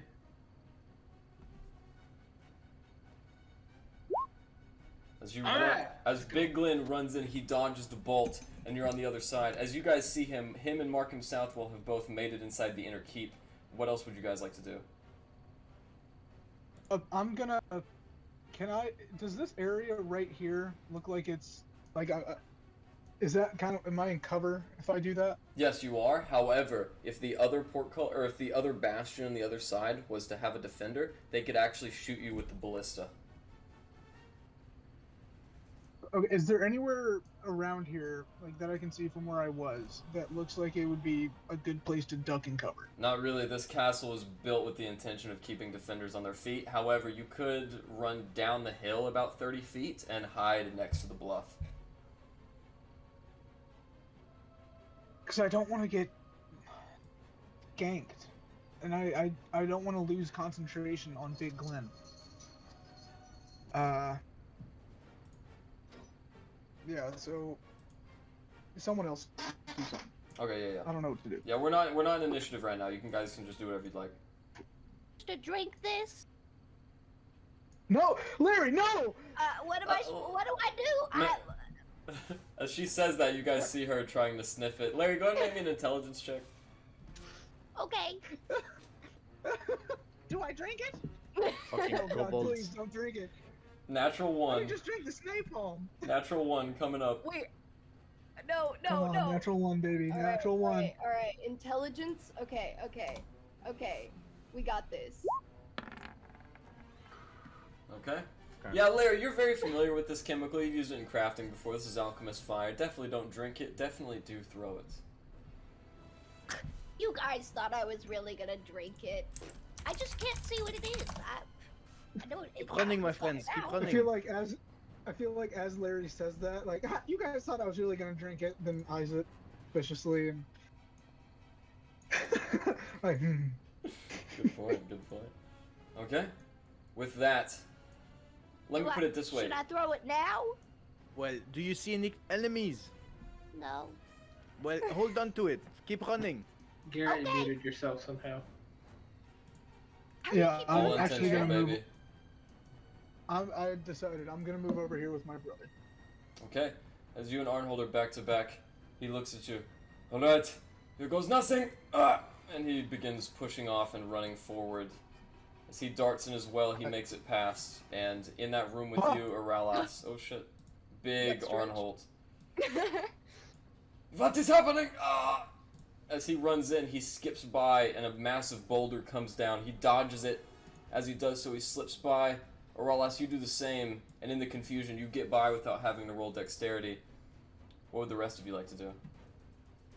Immediately after all that fell, seeing him barely dodge out of the way, I'm gonna wait a second, and then I'm gonna dash through. Alright, as you guys go in, the bodies of the dead surround you. And on a balcony ahead, you hear a very familiar voice. Well, it's been too long. Come back for your salty dog, have ye? Ha ha ha! Well, he's already dead. Devil's food.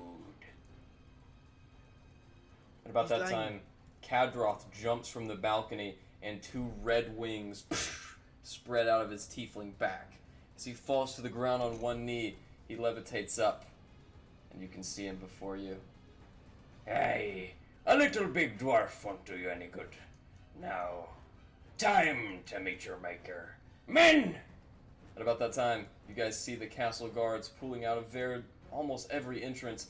2 guards in the northwest, a 3rd guard from the northeast, many guards on the battlement almost running it over, and they're making their way to the staircase. However, it's not quite their turn. Everybody, roll me initiative. Larry, now. DM, For real? Yes, sir, I Alistar. appear to be stuck in a room. That is right. Here you are, Captain Davies. You are invisible, though, so put yourself wherever you'd like. Did I get put on that? I rolled, but I'm not seeing myself on the thing. I will get to that in just a second, my friend. Okay, just making sure. Okay. I do not see you on there, Glenn. What did you roll? Let me check again. 19? Okay, roll again, and click on your token this time. Absolutely. There you go, and I will give you your 19. Okay, cool. Right up there. Oh, about that time, Alistar, you rolled a very high initiative as well. But it is Larry's turn with a very strong 21, I believe you rolled, Larry. What would you like to do? All right. I want to throw.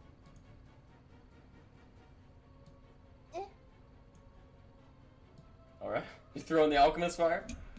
You can catapult it if you wanted to. Would I need to? Could I? You Like, would- how you- much range does it have? So you wouldn't need to. It has just as much range as your throwing ability. You could throw it, or you could use catapult. It's really up to you.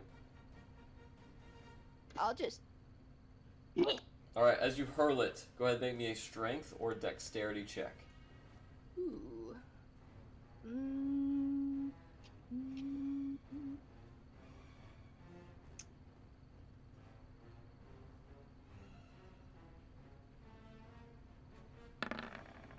Okay, you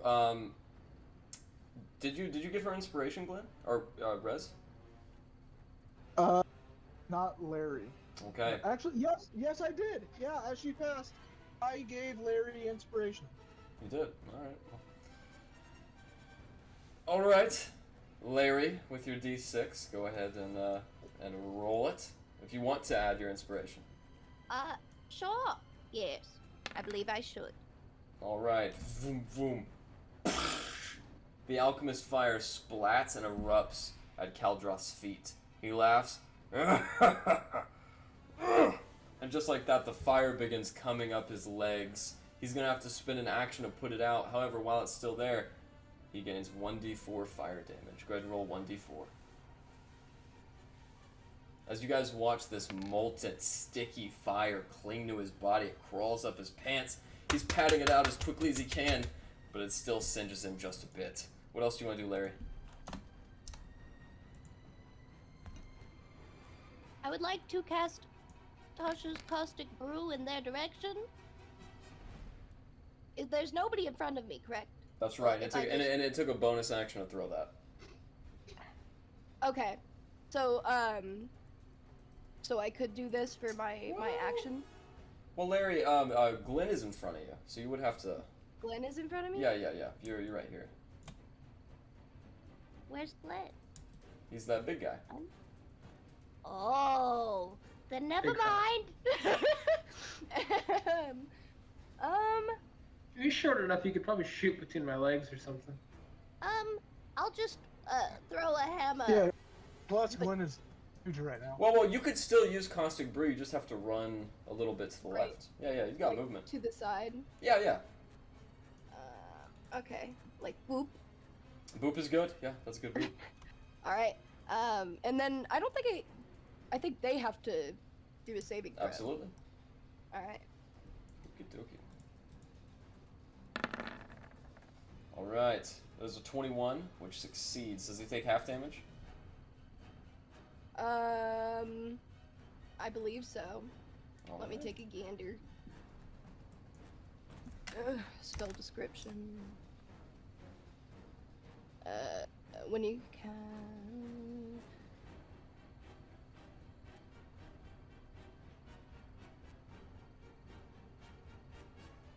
I don't know. All right. Since he unfortunately survived the save, he does not take any damage. All right. He just avoids the beam as it clatters to the back of the stone wall. You'll have to do better than that, sweetie. It is You're now lucky. Alistair's turn. Alistair, invisible, coming up the ranks. They cannot see you, and you are still invisible, and could be for the duration of your turn if you so choose. What would you like to do? I will stay invisible, and I'll make my way up here. And then I would like to take aim at Cardiff. And take a shot at him. With that, your invisibility fades. You guys hear a gunshot behind you, and the bullet spreads out and hits Kaldroth in the chest. No, it's impossible! As you all look back, you see Alistair Davies, barrel smoking. Why are we here?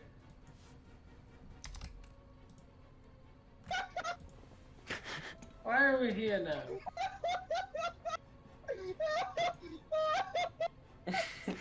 What did I say? I told you we escaped. What did I tell you?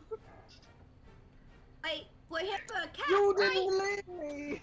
I guess it's revenge now. I don't know. Are we Good to here see for a you kitty too, cat? Glenn. At about that time, even in the heat of battle, you guys get a quick look at him from the surprise, and you can see his skin is a ghostly white. And where before his natural eyes sat, you guys can see that, as a matter of fact, Alistair's eyes are a bright blue, just like Cephalic Caltro's. Jeez. We're fucked. And he's Is got We're like pale fucked. white skin. Is that in your turn? No. You should know better. I should. So I'm going to take a shot with my force ballista.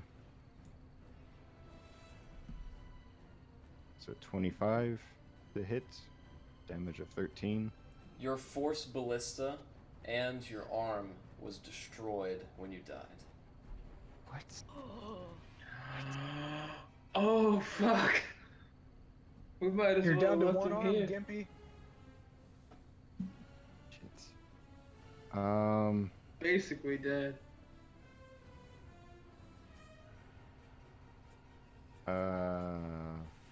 Fuck. Okay. So then that leaves me. I can.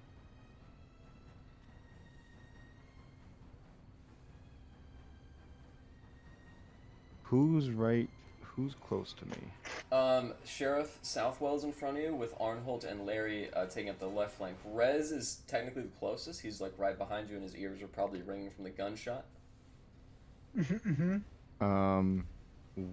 What weapon does the sheriff have? He's holding with his blunderbuss.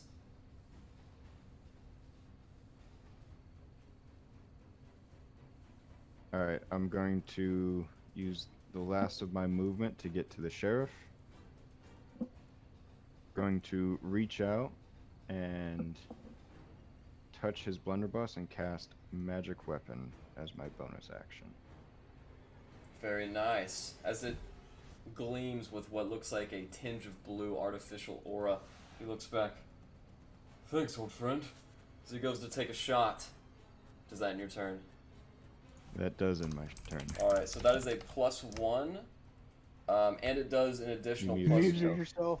So that is a Mid-sentence, you muted so yourself. that is a +1, and it does an additional +1 to hit, correct? Yes. Okay, +1 to hit, +1 damage. gotcha. Okay, with that, ooh, does he hit? You guys watch as he takes a shot with his new magical weapon, and he inflicts 4 points of piercing damage on the Kadroth. He's going to spend his turn Muted. wheeling around. Muted again. Oh my god. How does this happen? He spends his turn wheeling around, and after taking that damage, Kadroth takes back a step, and Markham Southwell is going to end his turn right here. As he does so, it is now Glenn's turn. Glenn, what do you want to do?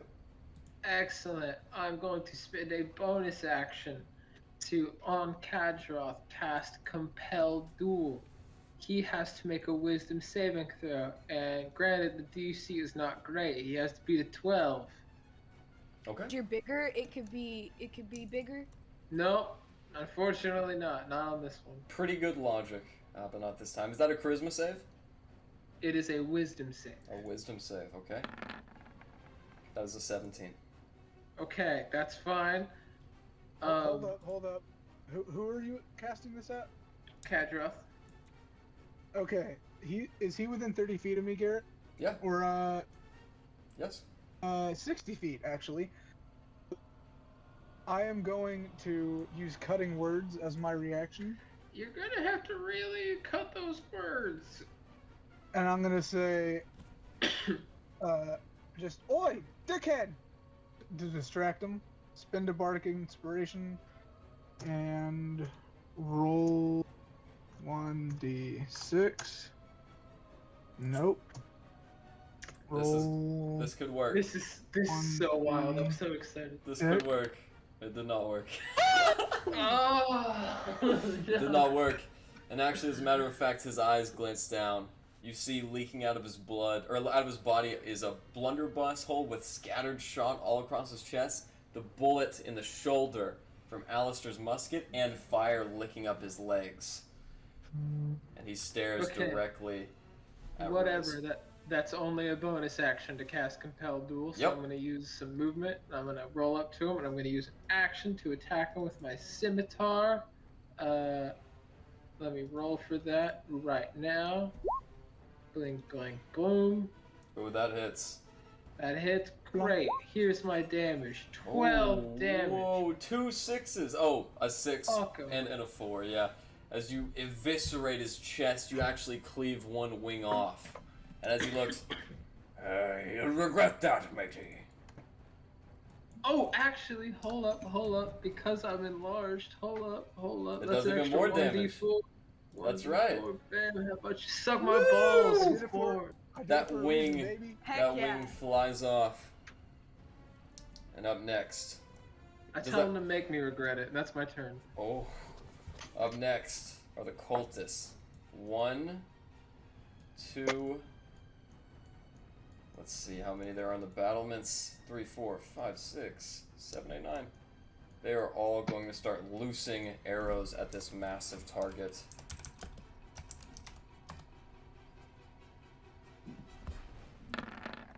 Alright. Oh God! Okay, So many. so your Now, AC hold on. your AC is 18, correct, Glenn? AC is 18. That's true. Out of all of the arrows that hit Glenn, only one pierces him. Let's go. Let's fucking go. Does enlarge add anything to AC? I don't think so. It might even reduce it if I'm not mistaken. I don't know. But you have that armor on that protects you. It grows with you. You take a total of 9 piercing it does not. damage, Glenn. Just a big You're old muted. target. Oh, TM, would Yeah, it yeah. be fair to say that they should move and be in sight from us? They're or- in the or- battle. Only 2 have run down. The rest are shooting you guys through the holes in the battlements right now. Where are those places? They are right here in the walls where the other 2 Okay. ran from. And Gotcha. that's why they're firing and you can't actually see them. Though you know that they're actually shooting from those arrow slits at you. All of you know that. Glenn, you take 9 piercing damage. okay. And about that time, they all begin to run their way down the staircase. And they will be out in the courtyard ready to fight at the beginning of Kadroth's turn. As it's now Kadroth's turn, he is going to miss his action, and he's not going to put out the fire. Since he's not going to put out the fire in his action, that means it's going to keep growing. Larry, roll me 1d4. Come on, do better. Larry, as you guys watch, he begins to fly up. With one wing, he still gains altitude, and then you watch as the alchemist fire catches on the hem of his trousers. As you watch Larry, he's disintegrated before you, and his ashes are spread out. What? That was enough to kill him. Oh my God! I want his wings. Larry killed him with 4. And as the rest of the So that means cultists get up, he had 3 hit points then, right, Garrett? he had 4. So he'd only fall unconscious. Oh yeah, good point. Can I throw a hammer at him just for good measure? Well, we'll say he's dead. I mean, he got fired up. He's fucked. He's really Yeah. fucked. As the rest of the Good win. cultists come out into the courtyard now, which they did on their turns, we will begin with Aralas. Aralas, as the rest of the cultists from the stronghold are now surrounding you guys, what do you want to do?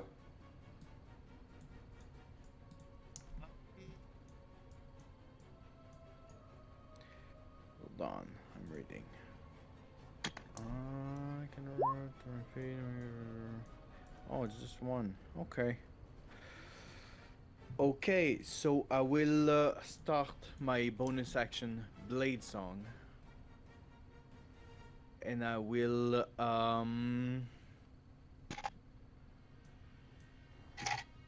fuck. Yes, I think I need to do so. I will cast minor no, sorry. I will cast what's the spell? Mirror image on me. So there's gonna be 4 of me. And I will take my movement of 40 feet with the blade song towards this motherfucker Ronaldo. Did you moved him? He's dead. That was his dead body. Oh, he was. Okay, Yep. so I will since there's so many of me, with my blade song, I will be going here, and I'll be ready to fight. And Alright. that is my very turn. All right. if you decide to end your turn there, it is now Rez's turn. Arnholt will act at the end of your turn. What do you want to do? Fuck, man. I have no idea. I am terrified right now. I have no bonus action spells, I just realized. Fuck,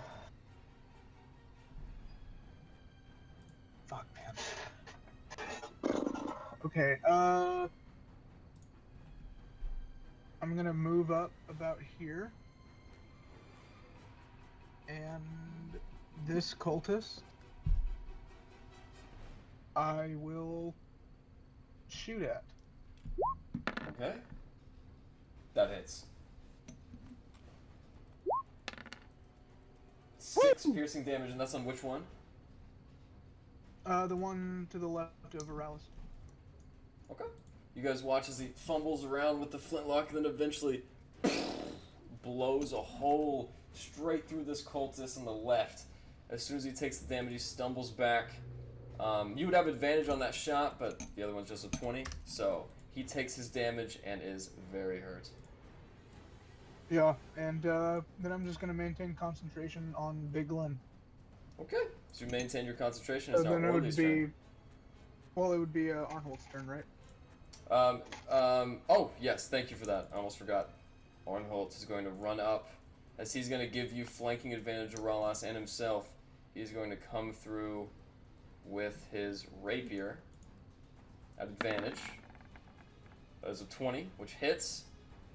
And on that same target, you watch him stab him straight through the heart. Ah! And he dies. I said That's what I'm talking about. I'm just going to remove him since he is dead. And up next, Larry, what would you like to do? A couple of options. I'm either going to probably stand right here and try to do Tasha's caustic brew at like all of these over here in a line, or I hit somebody with a hammer.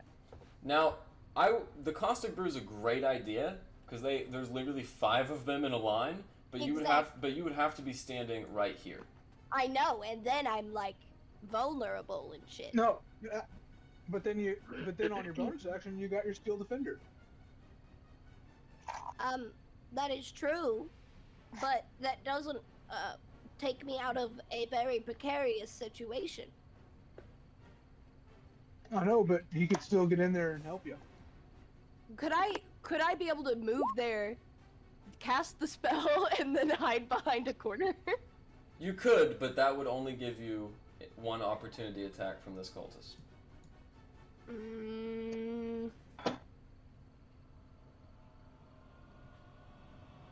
I don't know what I should do.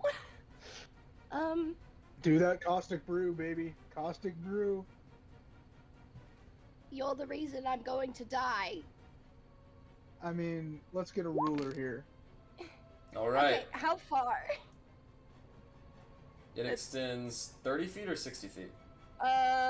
It's 30. 30. I think. 30. If Okay. that's from your square. That's so many of them. That and hits. I'll say that hits that guy. Well, it's right on Okay. the cusp. Okay. It's going to be interesting. Yeah, so they're all gonna need to make some saves. Indeed they will. Let's see here. Creature, and then they're covered in it, too. Dexterity saving throw. What is the DC? Oh, it's 13. Okay, great. Damage is a 3. 2d4. Right? That is true, and they take no damage on a successful save. Sorry. All right. Didn't mean to click that. So they all save except for 2. These first 2 guys in front of you, they get the most from it, and they immediately take 3 damage and are covered in acid.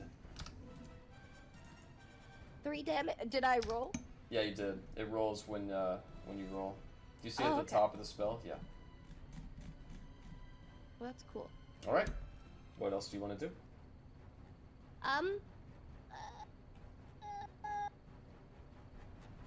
Do I risk the the opportunity attack?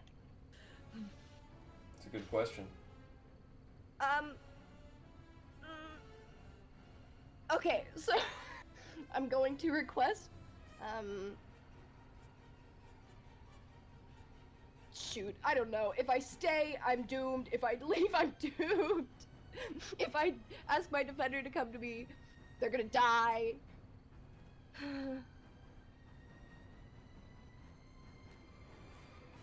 I think I'm gonna. He's called the Just- defender. Use it, Larry. Okay, I'm gonna call over my defender. Oh, not that close. Maybe right there. And have him kill him. Okay. I'm going to have my steel defender make an attack on the one that's directly in front of me.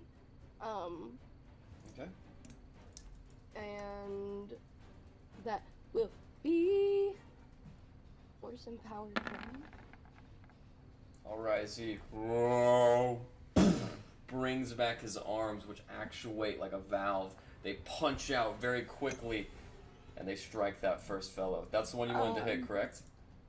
Yeah, the very first one in the line, and then that is. What does this say? Click the word equals- attack. Click the word attack for damage Okay. in the chat. There you go. Perfect. Awesome. Alright. As they punch him deep into the ground, that guy's still alive, but he is definitely hurt. Alright.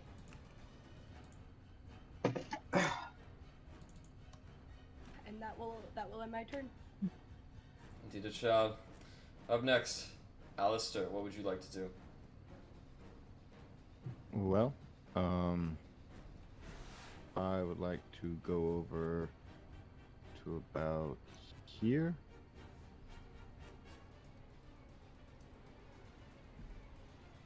And then, following in Larry's footsteps, I will pull out a bit of rotting flesh from my bag of holding from one of the many heads I'm carrying around, and I will cast Tasha's Caustic Brew and try and get these three fellows. Alright. Well, unfortunately, one of them is just outside of that line, but you can definitely hit two of them. Alright. Alright. So, these two guys. We shall see here. Caustic brews all around, popping off. Oh no. Uh-oh. This is like the worst game of Super Soaker ever. Truly the worst game. Super Soaker with Jack Daniels. Alright. Would I be able to use my DM's inspiration to boost the damage on that? You will not. Okay. Alright. One of them made a 13 and failed. Actually, they both made 13s, so they both fail and they both take 2 damage as that bead of acid scorches through them. What else would you like to do?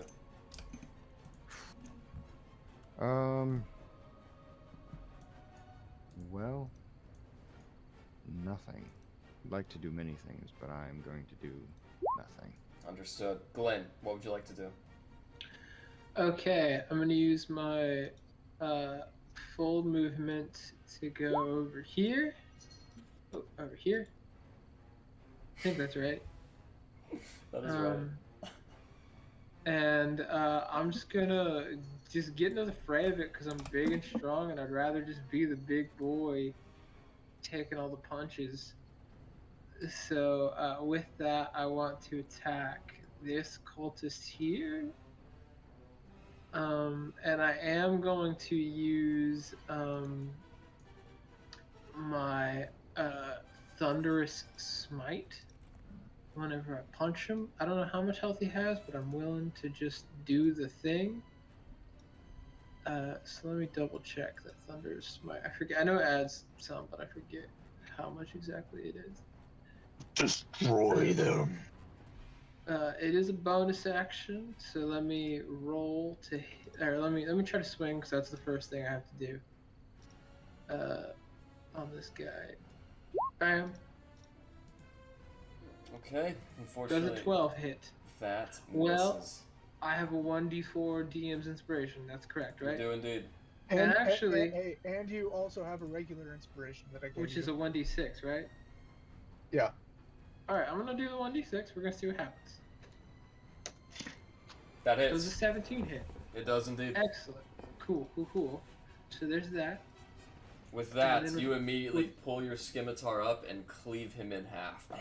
Okay, well, I did still use, I will say, because I already said that I was going to use it, that does take my Thunder Smite as well. I just won't roll the damage, but I did use Thunder Smite. So Okay. there's a spell slot for me. Thank you for being honest, good sir. Absolutely. Does that end your turn? And that'll be my turn, yeah. Thank you. Up next is the cultist. These two are going to start flanking you. As one does, he gets an opportunity attack from you later.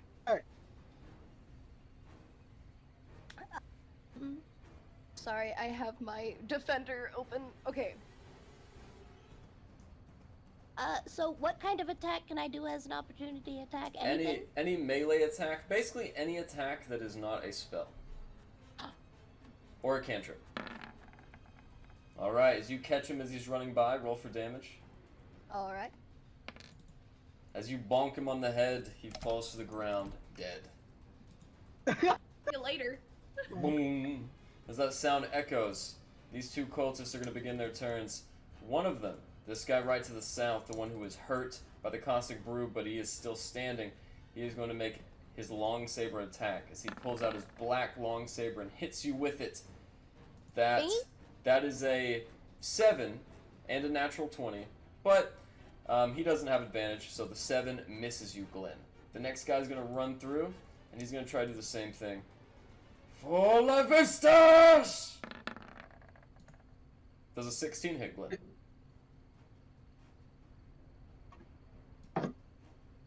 I don't believe a 16 hits Glenn. No, I'm pretty sure he stood his AC was 18. That is right. So, up next, the other cultists are going to go. This one's going to take a nice blow right at you, Arelas. Oh. Let's see here. Swing it, motherfucker. 18 AC. No, sorry, 20 with the blades. That's an 11. Nope. The other guy is going to run through, do the same. Oh, actually, hold on. Mirror image. Okay, AC 13. Okay, so nothing happened. What's your AC? Mirror image AC is 13, so he missed the first Okay. one. A 14 against you, Alistair. Doesn't hit. All right. And a 21 against you, Alistair. Hits. All right. 5 slashing damage onto you is about the time he looks. Can't be. And this cultist right here is going to drop his saber and run away. As he does so, do you strike him? You have an opportunity attack, Captain Davies. Yes. All right, go ahead. Um.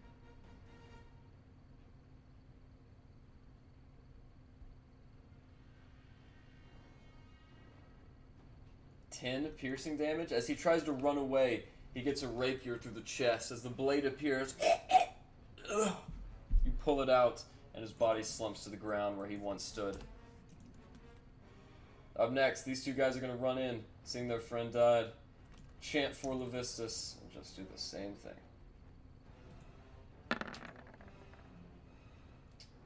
Alistair, a 16 misses.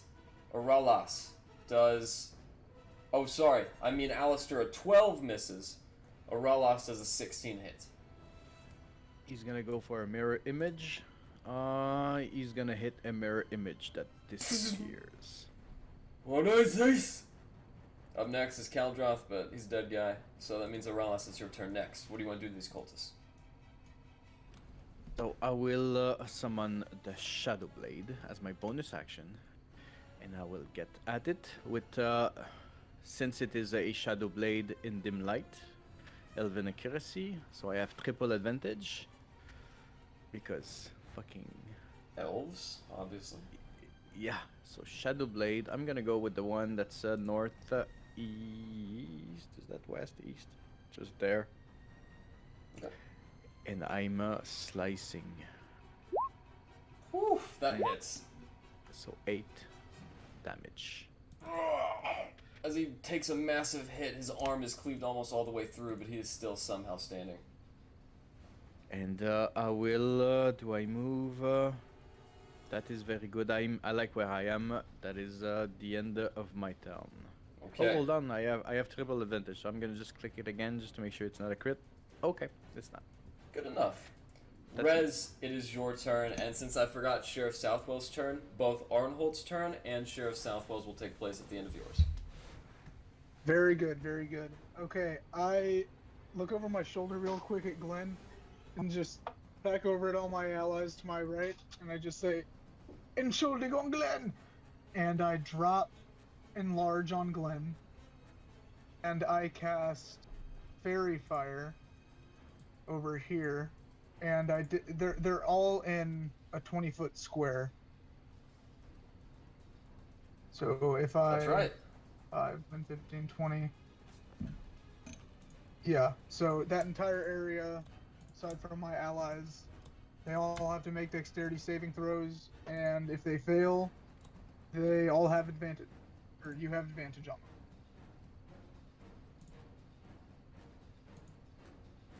Okay.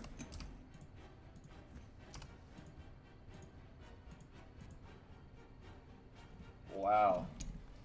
They all failed. Wow. As they glow with light surrounding you, they all look at themselves. What the? What do you want to do? And then I'm gonna look at Arnholt and say, "You got this, brother." And I'm going to give him one of my other bardic inspirations, and that's going to be my turn. Okay. Aralas and Captain So now it's Davies. them. That's right. Aralas and Captain Davies, yeah. go ahead and give me a dexterity saving throw. Well, no, I can choose who it affect. So it's not affecting them. No, you can't. It's a No, it doesn't say that. can't? It doesn't say that in the spell What? description. It doesn't say that in the spell description. So go ahead and roll me a dexterity, both of you. I have advantage on my side. Okay. 16. All right.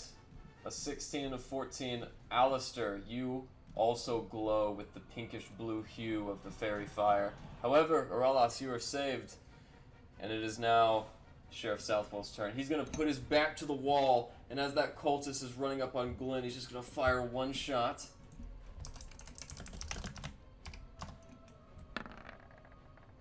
He misses.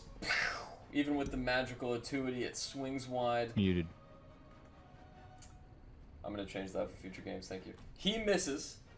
As he tries to make his shot, it swings wide and ricochets off the wall. And Who did he shoot Arnholt... at? Yeah, Sheriff Southwell missed his shot. He was trying to shoot at this cultist. Arnholt, however, Okay. it is his turn. He's going to go ahead with his rapier attack. Right at the cultist who is nearest him, if he can run there. And he gains advantage. Alright, 22 definitely hits as he... Oops, sorry, Russ. As he runs up with his elongated form, he hits and kills yet another cultist. Up next, Taking names, boy. Larry, what do you want to do? Alright, I'm going to attack this cultist here in front of me. And I'm going to throw my hammer. Does that hit? It does. Oh wait, which guy? The cultist here? It does hit. Okay, so that's going to be 6 bludgeoning damage. And then I'm going to request that my steel defender get about right there. And just bonk. Wow, yeah, you don't even need to roll for that because he would have 1 hit point left afterwards. As the steel defender comes in, he splatters and pushes his skull deep into his abdomen. Alright, and that will end my turn. Terrific. Up next, Alistar, what do you want to do? Hey Garrett, did you do the 3 damage at the beginning of all their turns? The cultists? Why would there be 3 The damage brew- at the beginning of all of their turns? The brew lasts for a while. Ah, good point. Yeah, at the beginning of all their turns. Thank They you for must that. take an action to scrape or wash, or they take it again. I appreciate that. at Well, this fight. thankfully, only 2 were up. Larry just killed 1, and I took 3 off the other one. So, there you go. Thank you for reminding me. I skipped Alistar's turn, my bad. Alistar, what do you want to do?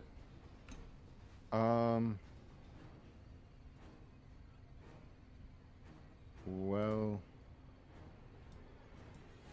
I'm hoping Aurelius.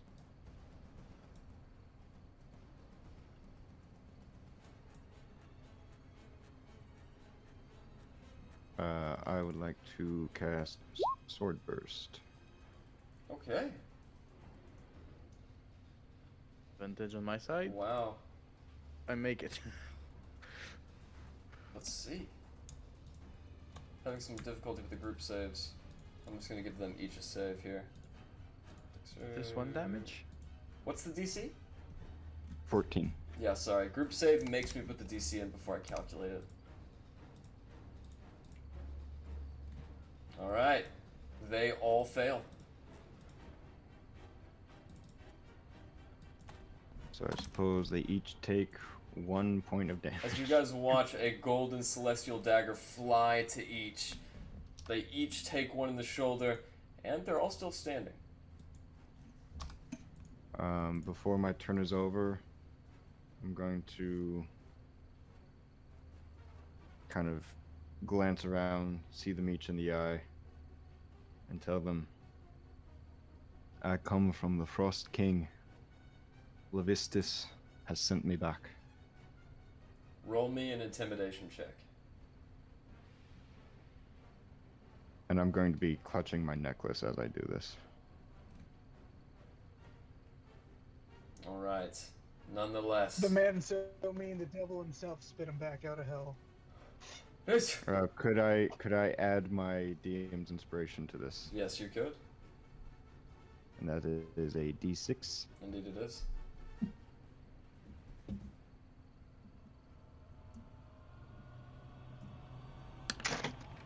Why is it always a one? The inspiration rolls tonight are awful, man. No.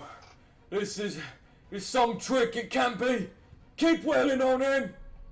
And it is now Glenn's turn. I got like a 5 out of my inspiration roll from you, so don't worry. It did something. Okay, But it's my turn, so I'm gonna move here to attack this cultist. And quite frankly, I'm a little sick of these guys, so I am going to use my last spell slot. I don't know if I need to call it beforehand. I'm actually gonna check. Okay, no, I don't need to call it beforehand. So hold on. But I am going to attack that fella with my scimitar. Bam. That's not very good. As he swings forth, aiming towards his head, he parries delicately and strikes back with his black short saber facing you. I don't know exactly what their DC is. I know that it's higher than a 12. It might be a 13, so I'm going to go ahead and use that 1d4 DM's inspiration. And we're going to see bing, bang, boom. Does a 13 hit? Holy shit. It does indeed. Holy shit. Awesome. That's tight. What a roller coaster! I am also going to use my Divine Smite. And I'm just going to call that now, because I'm going to roll my damage with the scimitar. Bam, 12. That feels good. It As might he kill him. flexes back with his rapier, you strike him again, this time in the side. The divine energy carries through and he... as he's turned into a divine, radiant pile of ash. Hell yeah. Fuck him. Let's go. Is that your turn? Let's go! Is that it? Well, I have some more movement. I only moved 5 feet, so 10, 15, 20, 25. I'll call it. That's my turn. Alright, I accidentally just deleted the one who the initiative tracker is, but that's okay because they all have initiative 18. So at initiative 18, they are going to convene on Alistar. And all 3 of them are going to take their turns trying to kill him.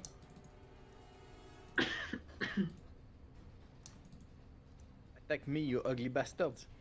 They have advantage, I think, on him with the fairy. Yeah, they They do. do indeed. 21. Hits. 14. Misses. 22. Hits as well. Hits.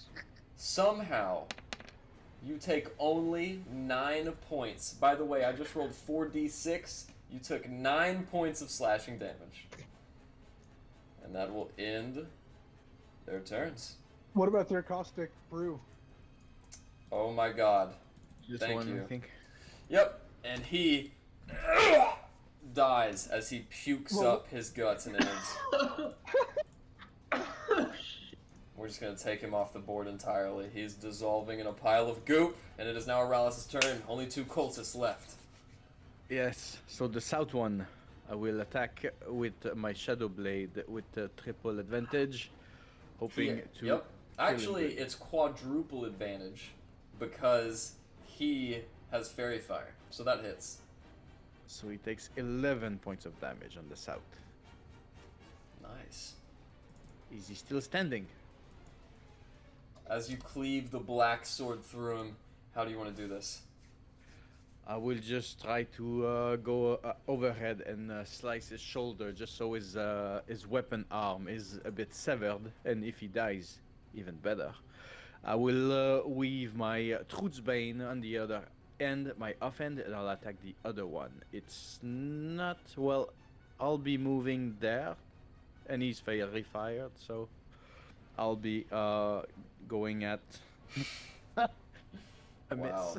That's more. That is It's more amazing. quadruple advantage, dude, isn't it? Oh well. Not really, because he rolled natural 1, and Well, I have 3 actually. Yeah, I that's do true. have 3. so that's So 10. at fucking 10, 8, 9, 10. Yep. 8, 9, 10. What a roll, man. It's never happened before. Rez, That's my turn. what do you want to do? I'm gonna move over here, and I'm looking around, seeing like all the other cultists have died, and just cautiously bring up the gun, and I'm gonna fire at It's a the gun. last cultist. 17 hits.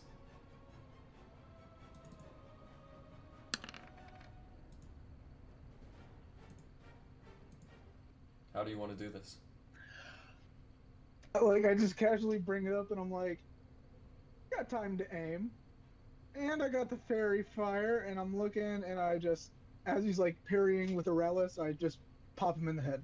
As the bullet shatters his mask and leaves him a broken, bloody husk on the floor, Markham Southwell approaches all of you now. Well, that was quite the experience. Imdra! And he runs back to comfort his elven ally. That one, is he still alive? Oh, I'm he's dead. gonna follow to find Imja, and when we get there, I'm gonna cast Cure Wounds. Thank you, Rice. I was in need of a little pick-me-up. She kind of adjusts her frock and wipes some of the blood off. Well, I guess there's really nothing else to do now but check on the speaker.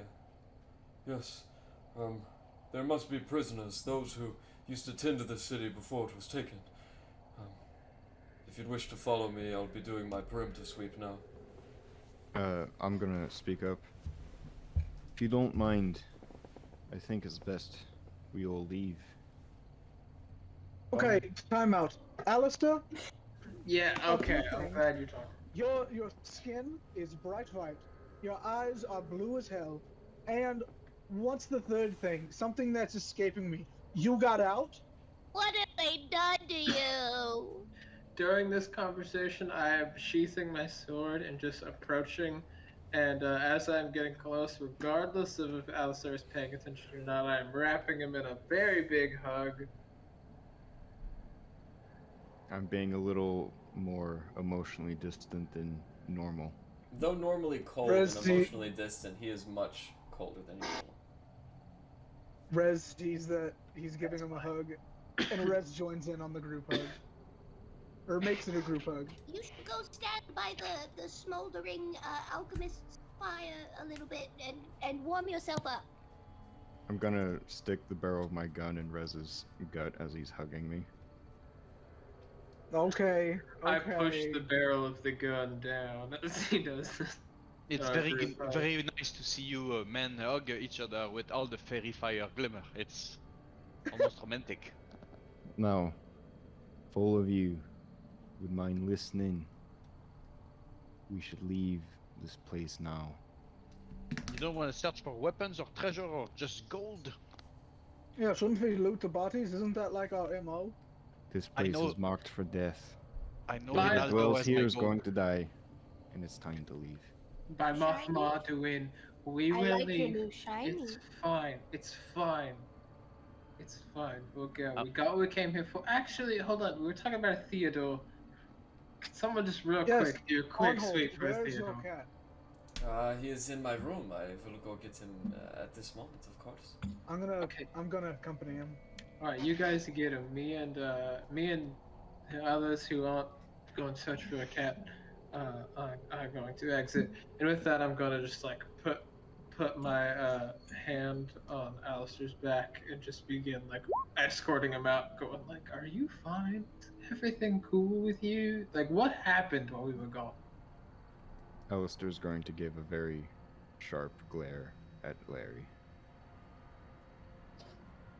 This be not as shiny you want your hands on. I can touch. Best you don't. And I will take out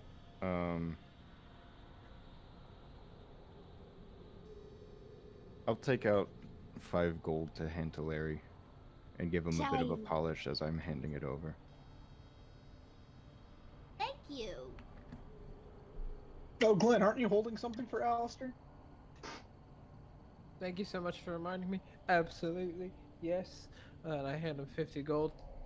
This is for you, and we all got paid for our duties here. I was holding on to your portion. Here you go. Here's your cut. Thank you, Glenn. It feels insufficient given that you spent a night in like a prison. I think I don't know where you've been. I assume prison. It's the last I knew. But then you did shooting. We'll talk about it later. It's really not that important right now. Well, the topic's at hand. Aralas, I have something for you. Yes. And I'm going to give him my magic hat I have. The hat of the Coven. Sanguine Coven. As you look at the cap, it is a red hat in conical shape, typical of a wizard's fashion. However, Oralas, you know that this is no normal red hat. This is Dazan's old hat. Oh, very nice. Well, thank you, my friend. I will just loot this Ronaldo guy for my gold, and I will be on my way, following you guys. Don't dwell too long. Avarice wishes all dead here. You do find, and we did do this last session, but nonetheless, I can tell you his inventory once more. 66 gold pieces, 7 silver pieces, and 5 copper pieces. But he just died. No. He died before in the last He died session. previous night. As a matter of fact, if you go to your journal, you should find Ronaldo's ring, which you already looted. Okay, so the gold isn't like okay. There you go. I'll Rez and Arnholt, as you guys travel up a few flights of stairs, you can smell a very sweet and warm smell from the care cook who is busy doing his tidings. As you go up, brother, that is a very old woman. As a matter of fact, she is most likely the only cultist left alive. She used to be their leader, and she is a very interesting character. She has been taking care of Theodore. So should we kill her, or? No, I think Father Time is about to do that for us. Okay, so yeah, let's go get your cat. As you guys Let's go walk get in, Theodore. he goes to the door, and he puts up a finger. Shh. She will only know I am here, okay? Okay, I'll wait out into the hall. He opens the And just door. as he goes in, before he opens the door, I make myself look like a tiefling, like one of the cultists. As he opens the door, you can see inside Rez. There is an old woman, debilitatingly old. She has a peg leg and an eye patch, frilly white hair that drapes down her back like a mullet, and a fat paunch. She is currently eating a steak on that paunch. What? Arnie, is that you? Yes, I have come back for Theodore. Bring in that other one too. I can smell him. At about that time, Arnhold kind of looks back. Would you like to enter as well? She is harmless. I come in, yeah. What can I help you with? Well, you can put me out of my misery for one. Pull out my gun and just shoot her in the face. I'm kidding, no. He asked for it. Yes, you have been with the cult for quite some time. And my time is failing. Listen, I've learned a lot over the years, and although I'm quick to return the Stygia, well, someone deserves to carry on my wisdom for the generation. At about that time, you see Arnholt slip behind her and pick up a sleeping black cat that he puts on his shoulder and pats. Here's a man in the mountains. We used to trade with him a long time ago when I was still the leader. His name is Zardarok, and he's working on something mighty fierce. We gave him Shardolin and other pieces of metal a long time ago, but What did you say his name was, Garrett? since- Sorry? Alderrock. Zardarok. Zar? Z-A-R-D-O-R-O-K. And she said he was located In the north of here? mountains to the south. And he's working on something big. That's right. And as a matter of fact, I sold him a lot of precious metals. Helped buy enough weapons to let us siege this place. But, that's it. That's all I got, kid. So it could be a big old party. I suppose. Would you really to be put out? Would you really like to be put out of your misery? Were you serious about that? Yes, but I'm growing very tired, and Oh, I can help you to sleep. Don't worry. No. As you look forward, her head face down, she doesn't make a peep. Arnholt kind of looks at you, and with his one spare arm, kind of holds his hand to her neck. She's gone. I was literally about to shoot her in the back of the head. That kind of troubles me a little bit. Well, you know, I accidentally ate people, so kind of desensitized to shit right now. Yes. And we did just slaughter a bunch of them, didn't we? She must have Oh, forgot to. shit, Larry! I did not realize you came with us. That was very I'm startling. like peeking in from the outside. Theodore must be tired. I do not think that he was fed today. Well, let's get out of here, huh? Alistair said we need to get out of here quickly. Something about avarice or something like that. Sounded all prophetic and shit. Avarice? How do you know that name? That's what Alistair said as we were heading up into the keep to get your cat. She was a very sweet woman. May the minstrel watch over her soul. Oh, well, let's get going then, huh? Of course. As he leaves, I pet his cat. as you all go out with one more feathery or furry friend add to the rank, you walk out into the snow. Sheriff Southwell and Imdra are talking to a very bushy, blonde-haired man who you didn't see before, dressed in noble attire. And as the three of them watch your departure, where would you guys like to go? Where are they all talking? They're all. I assume we've all. They're all inside of the courtyard convening. The blonde man is pointing to different parts of the castle.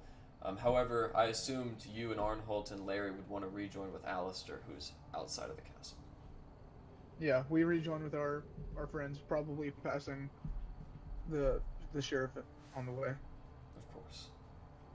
Like to Sheriff, where he thinks we should go next.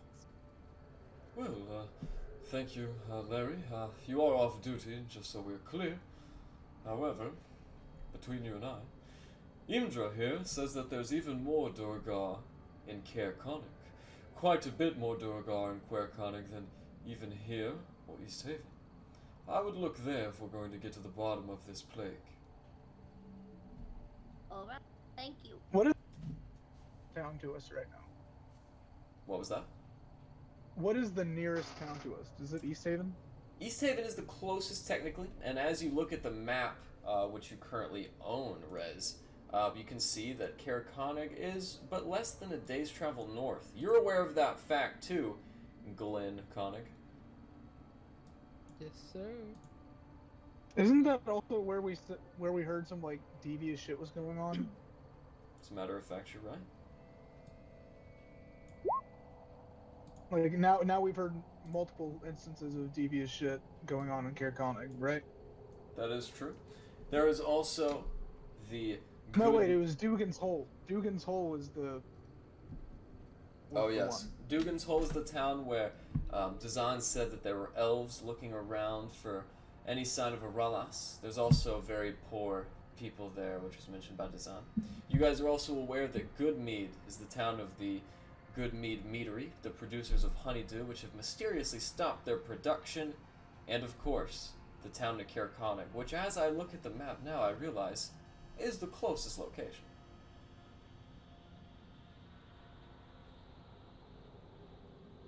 I think it'd be great to visit it. Are we all like in a group now? Like, did they reach us? Yes. Well, fellas, given our circumstance and as to where we are, I think maybe it's time that we visit my home. Oh, that's why it sounded so Your familiar. home? What? Yes, I think it's about time, given the conversation as to where we travel. I'm Glenn of Konig, given where we are. Oh, your family are Durgar? No, not necessarily. I am just the Glen of this space. You know, you have to delineate the Well, local glens, and I'm Glen of Konig. Well, Yeah, because you know we there's should so many probably go glens. save your few. people then. It seems like they're in trouble. Could be. I don't Counter spend offer. much time there in We the past wait. X amount of years. If Glenn isn't wanting to go home quite yet, counter offer, and I pull out. I start digging through my bag and I pull out the gold ribbon from Goodmead, from the bottle we got a while ago, and I say, we could check out Goodmead, because you know, they mysteriously shut down, and we could go, you know, check that out. What's the At It least, could be distance? like a fun field trip. Where's about? Am I knowledgeable of like where Goodmead is in relation to Caer Konig? Indeed you are. As a matter of fact, Goodmead is about 10 miles to the southwest. Caer Konig Okay. is about 3 miles to the northeast. Okay, so opposite directions. But one is definitely closer. Okay. Indeed. I'll be honest with you lot. I haven't spent time in the residency of Caer Konig in quite some time. And And you have that as part of your name if you don't. you well, know, yeah, right? I'm Glenn of Konig. I am curious. I hear it's not holding up too well. I don't have negative space to like. I don't have negative feelings towards this town. I would, if we have the time, like is to Raimi see asleep? how it's doing. Believe me, Yes, Tim, he he is snores. absolutely snoring in our cult.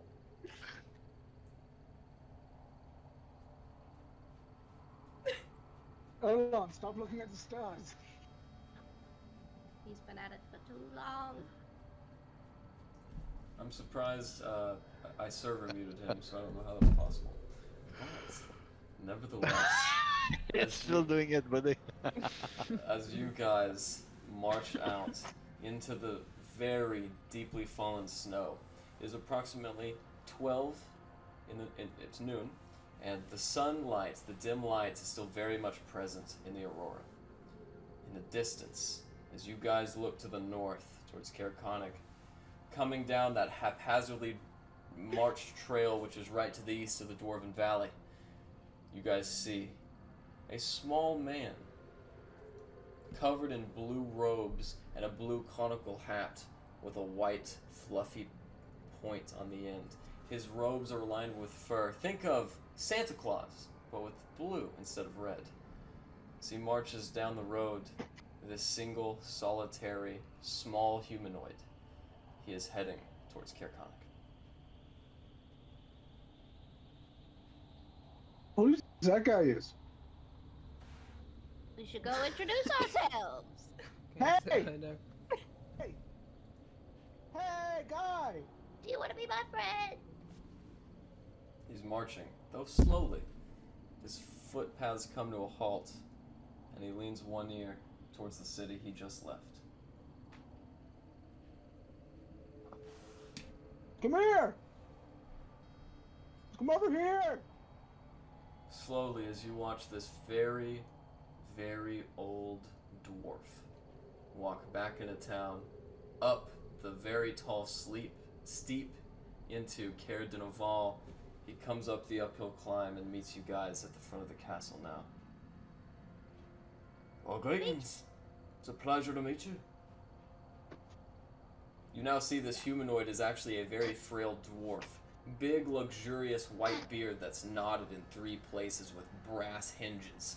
He has a very fluffy white mustache, which almost looks pleasant and soft, and he looks at you with very humble, golden eyes. I step forward as he approaches, and noting the direction he was heading, tell him, hello, I'm Glenn Koenig. Where is it exactly you're headed? I'm heading north, back to Kerkonic. Gonna make a short stop before heading into the Dwarven Valley.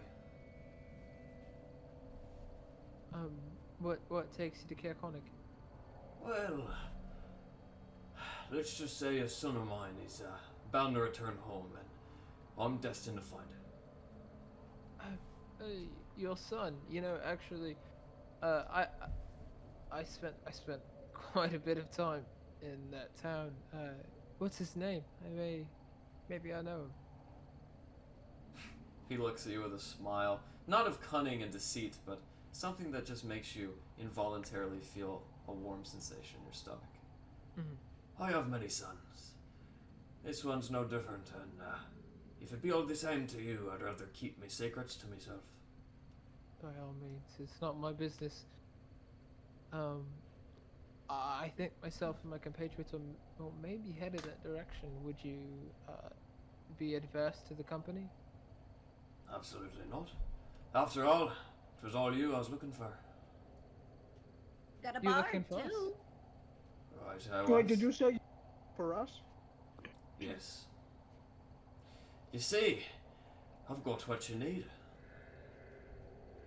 And what do And we would need? that be? Take a peek. So he takes this big gray satchel off of his shoulder. He opens it up. And as he takes it down, you see there's really not much in it. Much that is, except for a single bright brass key. Thank Okay, you. how much for it? Well, I don't charge people for my goods. My job's to give them what they need. You're a messenger. Of sorts. May I have? Of course. Thank you. Let's just say, Glenn, someone's been listening. Very intently. Oh, Do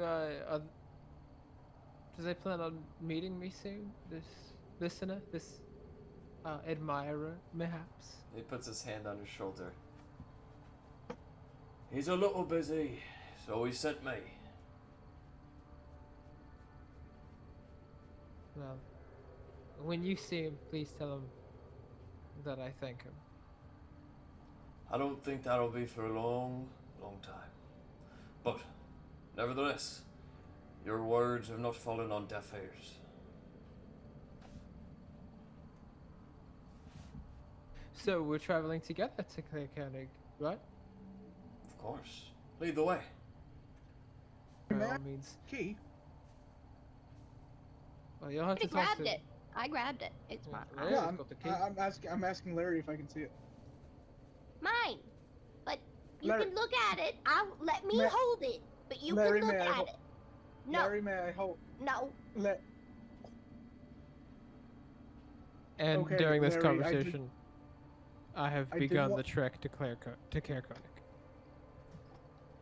As you take I the key didn't and want hold us it to in your come- hand, it feels slightly warm, which is very warm relatively in this very cold tundra.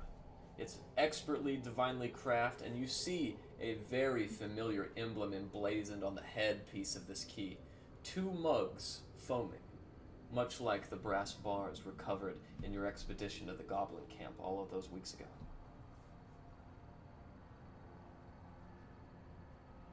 As you guys What does begin, that mean? it means that this key must have been crafted by the dwarves. Okay.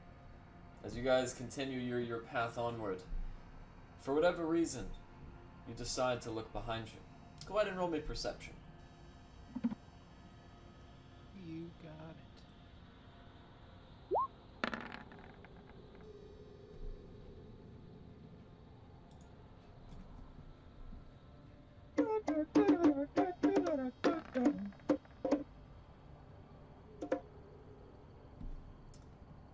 Larry and Rez, you look back and you see that the man is gone.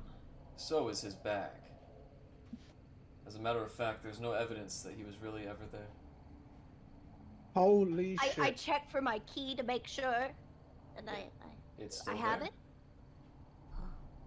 Hey, Larry, I will let you hold this incredibly shiny gold coin I've been holding on to. If you just let me hold the key for a moment. It's special. Look at the craftsmanship. It's so beautiful. Oh! I bend in really close and as if I'm looking at it, holding and tight. I try to snatch the key. Make a sleight of Oh, hand check. I am so watching intently though. So like, can I? Make a contested sleight of hand check. I will say, Larry, you can make a contested Dexterity? athletics check or a sleight of hand check if you wish. If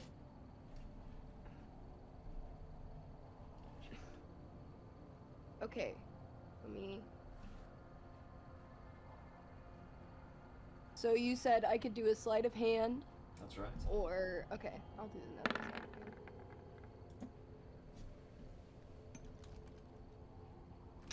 With that, Rez, you have snatched it away from her. And now hold it in your hand. I hang for just a second, and I say, "Hey, Glenn," and I toss it to Glenn. If I don't need to roll, I'll just nab it as he tosses it to me. Slide it. Sounded like that was meant for you, so.